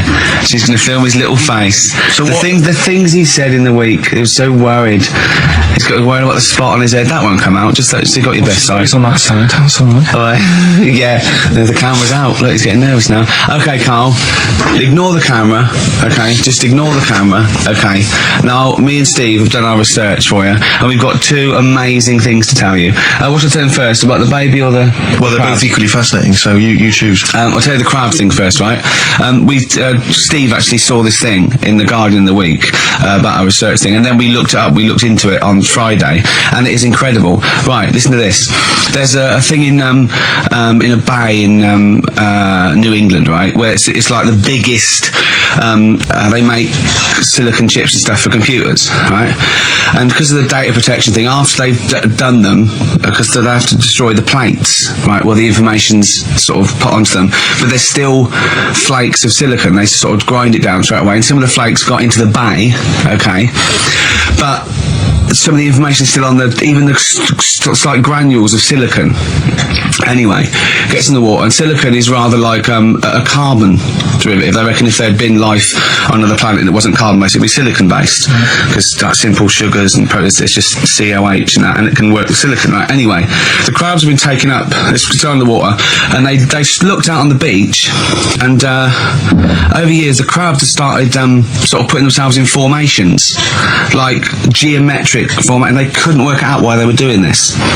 And when they put them in the experiment, they sort of like chopped them up, and they found they'd taken on silicon, and it had sort of got into their brain, and they were downloading information. They picked up little things, because it's just chemical, electrical impulses that got information off the silicon chip, and they were interfacing it. But this is the amazing thing. One bloke sort of thought of this, and he thought, well, if it's a simple computer, the brain, if it's just a simple sort of electrical thing, then maybe there's sort of, we could get it down. So what they did is they made a thing called a biointerface, and they put it into the crab's brain, just a really simple brain, so it's measured on Vanguard, right? And it got impulses from it, and they were getting like computer readouts, just flashes of like symbols and geometric things right on this screen to read the crab's brain, and it was stuff like fragments of a. What made them do this in the first place? Because they saw the crabs behaving differently. They were behaving differently. differently to each other. They were just like, they were, intelligent, and they were sort of solving problems and all this sort of stuff. Anyway, when they downloaded the thing, it was like they found one of the secretary's names where it had been on the silicon chip, where it was just like a flash of a computer screen. But the most amazing thing is they downloaded a memory, right? It was like a snapshot where it had been burnt onto the retina of the crab, just a snapshot or something, and it was like a picture of the beach like a couple of years ago, right? And they also did incredible. It was like just a digital black and white sort of thing, so they could see what the crab had seen.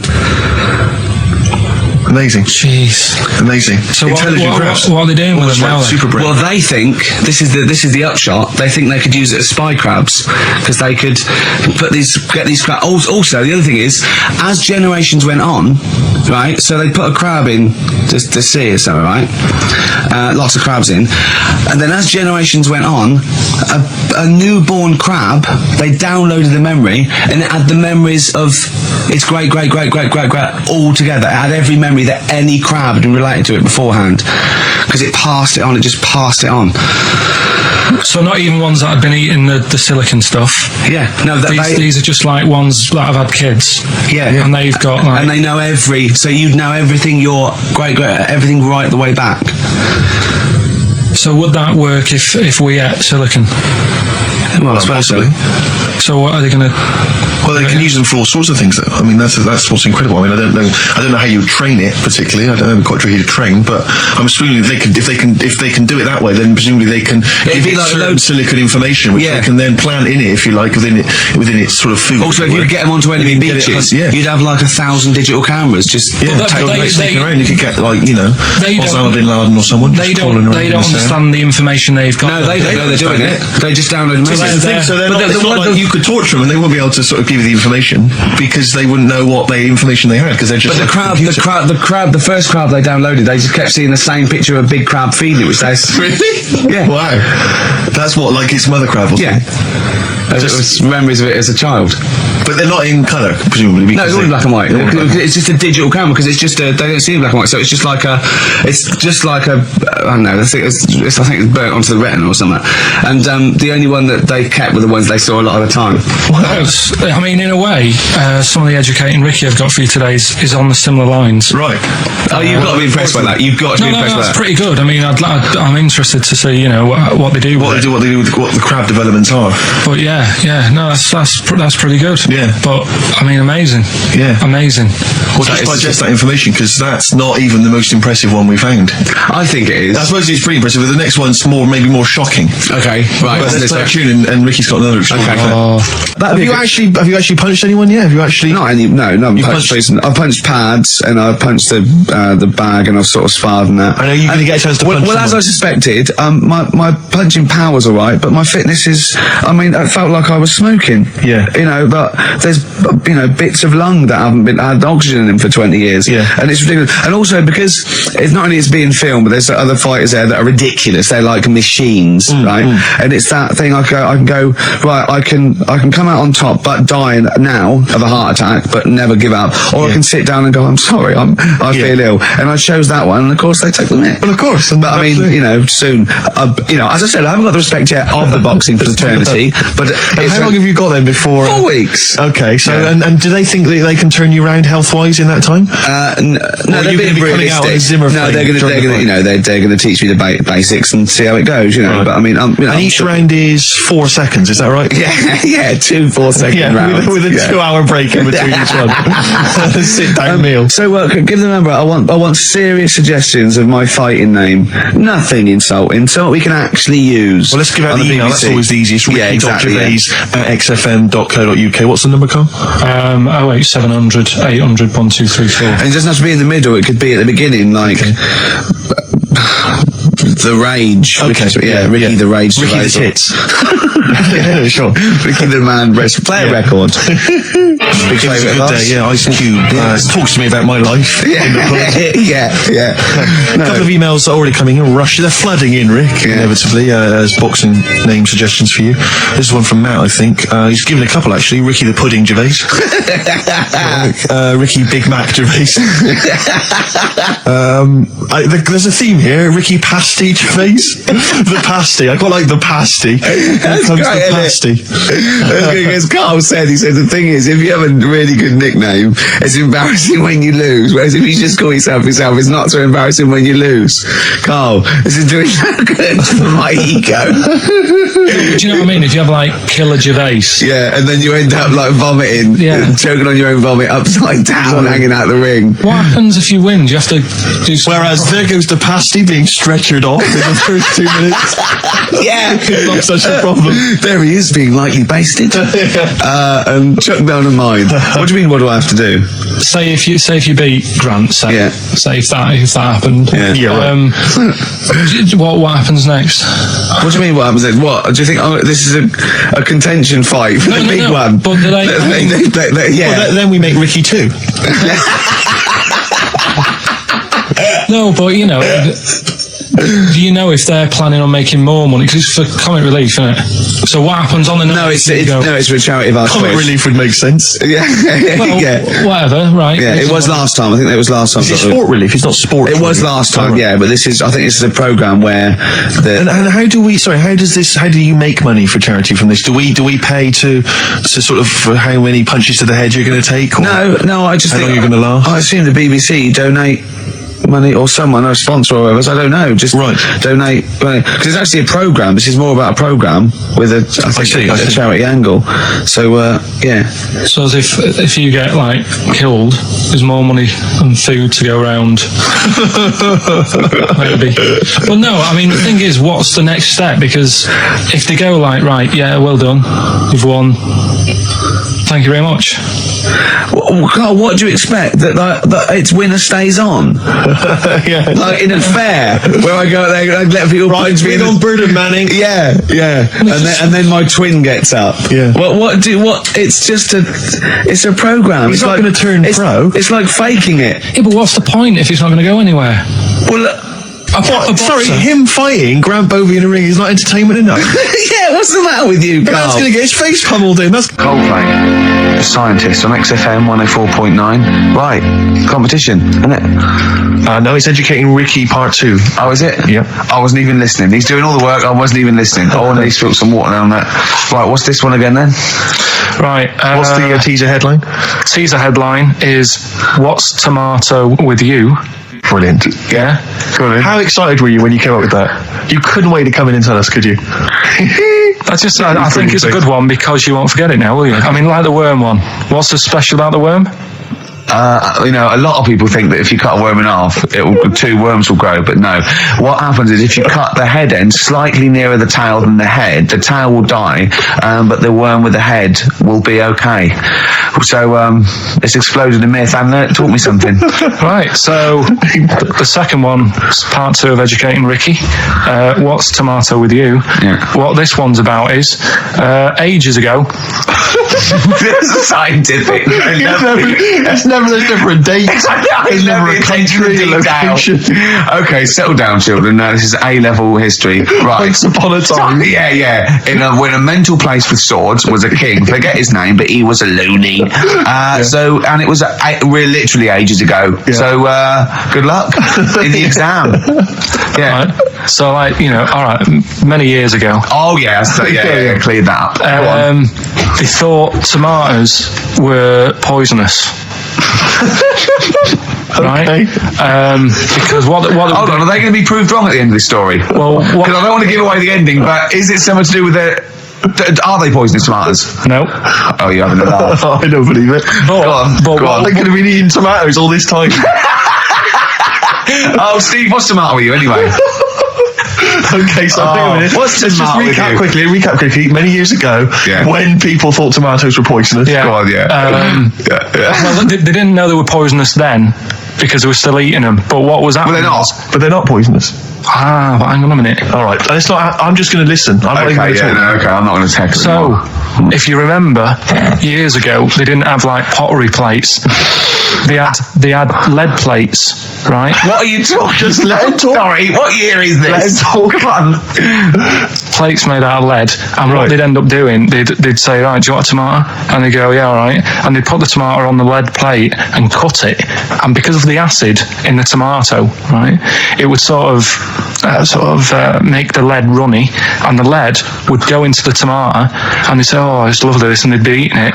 They'd get food poisoning, lead poisoning, what have you, and they'd be really ill. So they thought tomatoes were poisonous, so they didn't eat them for many years. And when you say they, do you mean the people of Narnia? Yeah, this didn't happen. Where was this happening? Sort of in Britain and that. You put him on the spot there. Oh, I hope there's no uppity pupils at this school when they go, what do you mean, sir? Oh, if you're going to... Oh, I'm fed up with you. Do you understand? No. So the No, you've got... No, right, okay, first of all, Carl, where'd you get this information from? Where did 14 you get times that? as well? Do you know... You can't remember. I don't know where I got that from. I don't know where I got it from. But why don't you think that makes sense? But what? Someone once got lead poisoning from a tomato? Not just one, loads, and then all of a sudden... No. Why is this educating me? Because I'm telling you that tomatoes... I can't take anything away from this. I don't know what to take away from this. What have I learned? Don't mix lead with tomatoes. Why is this educational in any shape or form? What are you telling me? A long time ago in the land of Glunk, right, where the ninnies did slib, right, they thought tomatoes were poisonous because they ate plates of lead. What are you talking about? Yeah, but we all know tomatoes aren't poisonous. Is that what we're taking from the story? Is that the moral of the story? Don't believe these people that I'd never heard of before. What are you talking about, Carl? I think it's a bit weird. It is a bit weird, yeah. It's the same people that were spreading those malicious worm rumours. My hangover's coming back. I've got to get some water. Play a record that was rubbish. Placebo, Bitter End on XFM 104.9. This is pre-recorded. We recorded this a couple of weeks ago, before Christmas. I hope you had a great Christmas. If you didn't, not our fault, really, is it? Nothing to do with us. Would have thought we'd have. We're well over time because we've got plenty of cash now, thanks to a lot of you who probably bought the Office DVD. Yeah. Probably got And that if you in haven't stock. yet, and you've maybe got vouchers or money, still available. Still there in the shops. Still available. You can still make it the best-selling DVD of all time. Please do. Yeah. Please do. I'll tell you what you want to hear then before you make your mind up. I'll tell you what, if you like this next clip, go and buy the Office DVD. I think you will. It's a brilliant clip. It's the one where we talk about, it's self-explanatory. Yeah. Well, we talked about it before. Do you know the little mouse that had an ear on its back? Yeah, sure. Right. Well, you thought he had a bad time, right? Listen to this one. A mouse walking about with us, sort of wearing a monkey's testicle. They're just having a laugh. This is what I mean about a lot of scientists. What are they doing? When's that going to come in handy? I don't know what you mean. Well, they were seeing if, say if a fella loses one, right? Yeah. Hitler or whatever. And they go, well, don't worry about it. We can sort you out. I don't know what the monkey's going to do. I don't know if they keep passing them on or whatever. But the actual monkey testicle was put on the mouse. And it worked. It worked for the mouse. But isn't it? I mean, isn't a monkey's testicle quite large in relation to a mouse? Would it not look like the mouse was on a space hopper or something? Oh yeah, it didn't look good. Well, they didn't put it where its testicles would be. No, they did. Like, well, how could it walk then? The ear was on his back, so he could just get about. Well, I don't know. But you don't know, do you? You just guessed. Did they grow the monkey's testicles where the mouse testicles would? It looked stupid anywhere else, though, wouldn't it? Oh, whereas a mouse with monkey testicles, that's fine. You'd be showing off. You'd be all right. I'd prefer that than the ear. When that mouse gets put back in with the other mice, do the other mice go, George, you look different. Have you had anything done? But the weird thing is, as well, apparently it still works as a monkey. What? So, like, what are you talking about? Like the sperm and that was it was still sort of monkey. Of course sperm. it was. What are you talking about? Well, that's weird. But What, Carl? What do you? It's only a thing to give it nutrients. That's all the thing they're testing. It's like grafting at that level. Right. What's your question? Because I'm right. What do you think? It would change eventually. It would have changed into a mouse testicle because it had been hanging around a mouse for so long. No, I thought the actual sperm of it though would be a mouse's. Why? Because he's hanging off a mouse. No, but your sperm is actually created in the testicles. So that's why it has to be outside your body. Otherwise, we put them in a nice little cage. I'm guessing then that they've done this operation so that they can do it to humans. Yeah. Why would I want a monkey testicle if my kids are going to be monkeys? What use is it? No, think. That's no. That's going to happen anyway, Carl. Yeah, but think of what you're saying. They've grown a monkey testicle on a mouse to see if it would still function as a monkey's testicle, okay? So they can do that to humans. So think, Carl, what they'd do is they'd grow a human testicle on a mouse and it could still be used as a human testicle. So what? To give you a testicle that you've lost. From a mouse?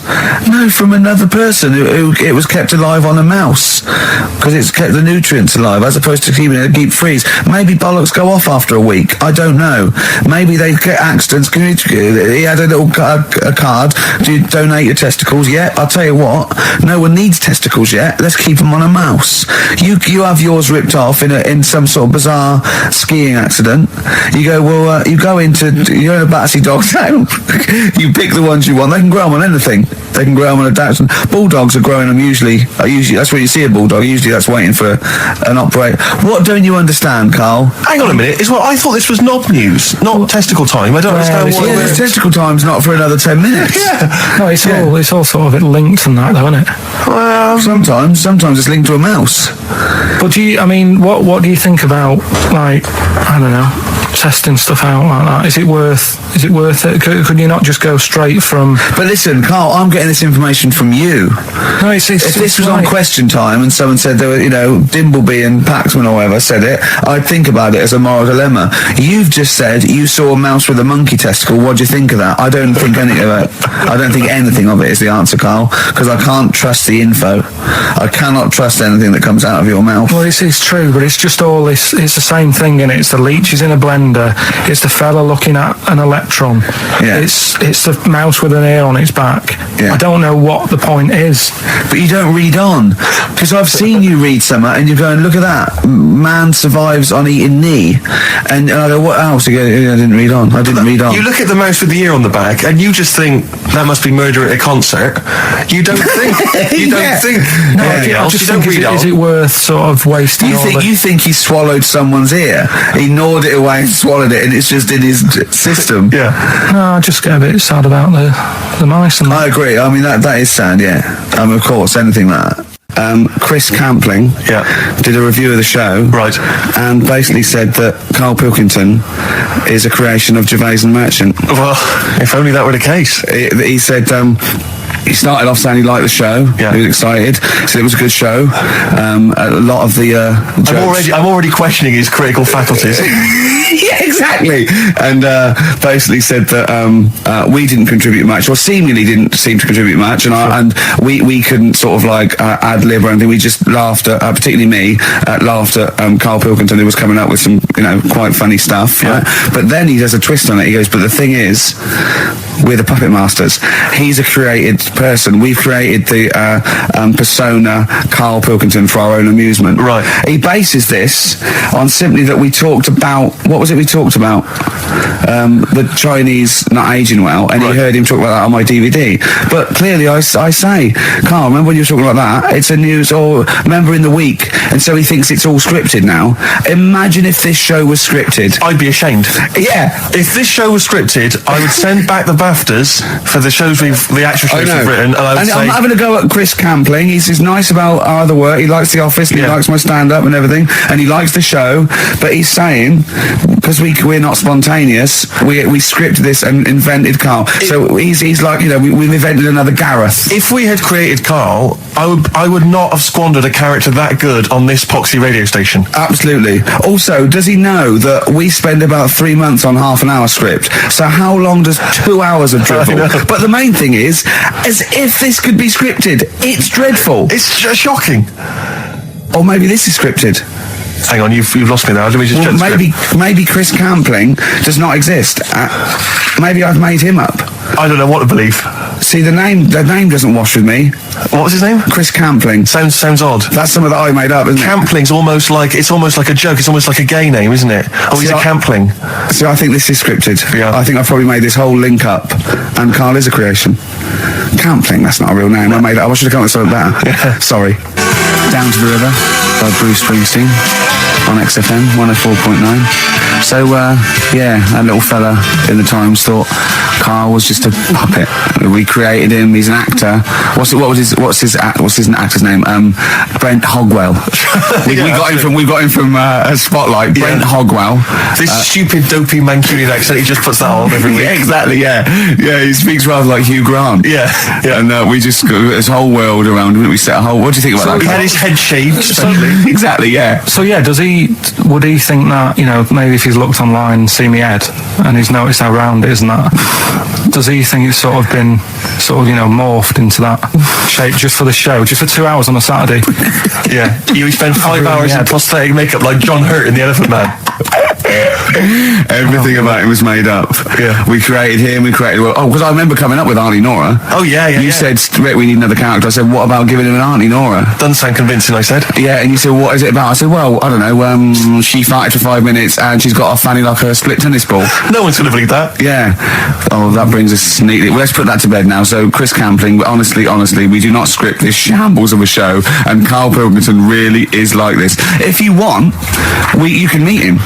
I'd love to send Karl for a drink with Chris Campling. Can we do that? And then he'll eat his words. Chris, if you're listening, honestly, this isn't a stitch-up. As I say, I'm not having a go at you. It's a very well-written article. It's very, very fair. You're just complimenting on his grammar. Yeah. It's a very well-written article. No, I'm saying we're not having a go. It's not like he slagged us off. I would just love him to meet Karl Pilkington. People in the street come to me and say, is Karl like that? And I so want them to meet him. Yeah. Or maybe he can send in, if he's online, he can send in 5 subjects for Karl to talk about that we couldn't possibly know about, just so he knows that we just really do throw things at Karl and that drivel comes out. Imagine if it was scripted. So wristbands work. I saw one in a shop window the other day which said stop child abuse, and I bought one obviously because a lot of people say does it make a difference, but it was only £1 and I'd only spent it on kiddie porn, so I think I'd make a little difference there in a small way. On a serious note, though, I like the idea that child abuse. If you're a paedophile and you're walking along the street in your Mac, right? You got a puppy in one hand, a bag of sweets in the other, and you see this wristband, and you go, "Oh, stop it!" Oh, okay then. Yeah, I thought before. That's what I think. Okay, fair enough. Yeah. Well, I won't be doing that. Okay. Yeah, he was hanging around in Topshop for unsavoury reasons. He saw them in there for only £1.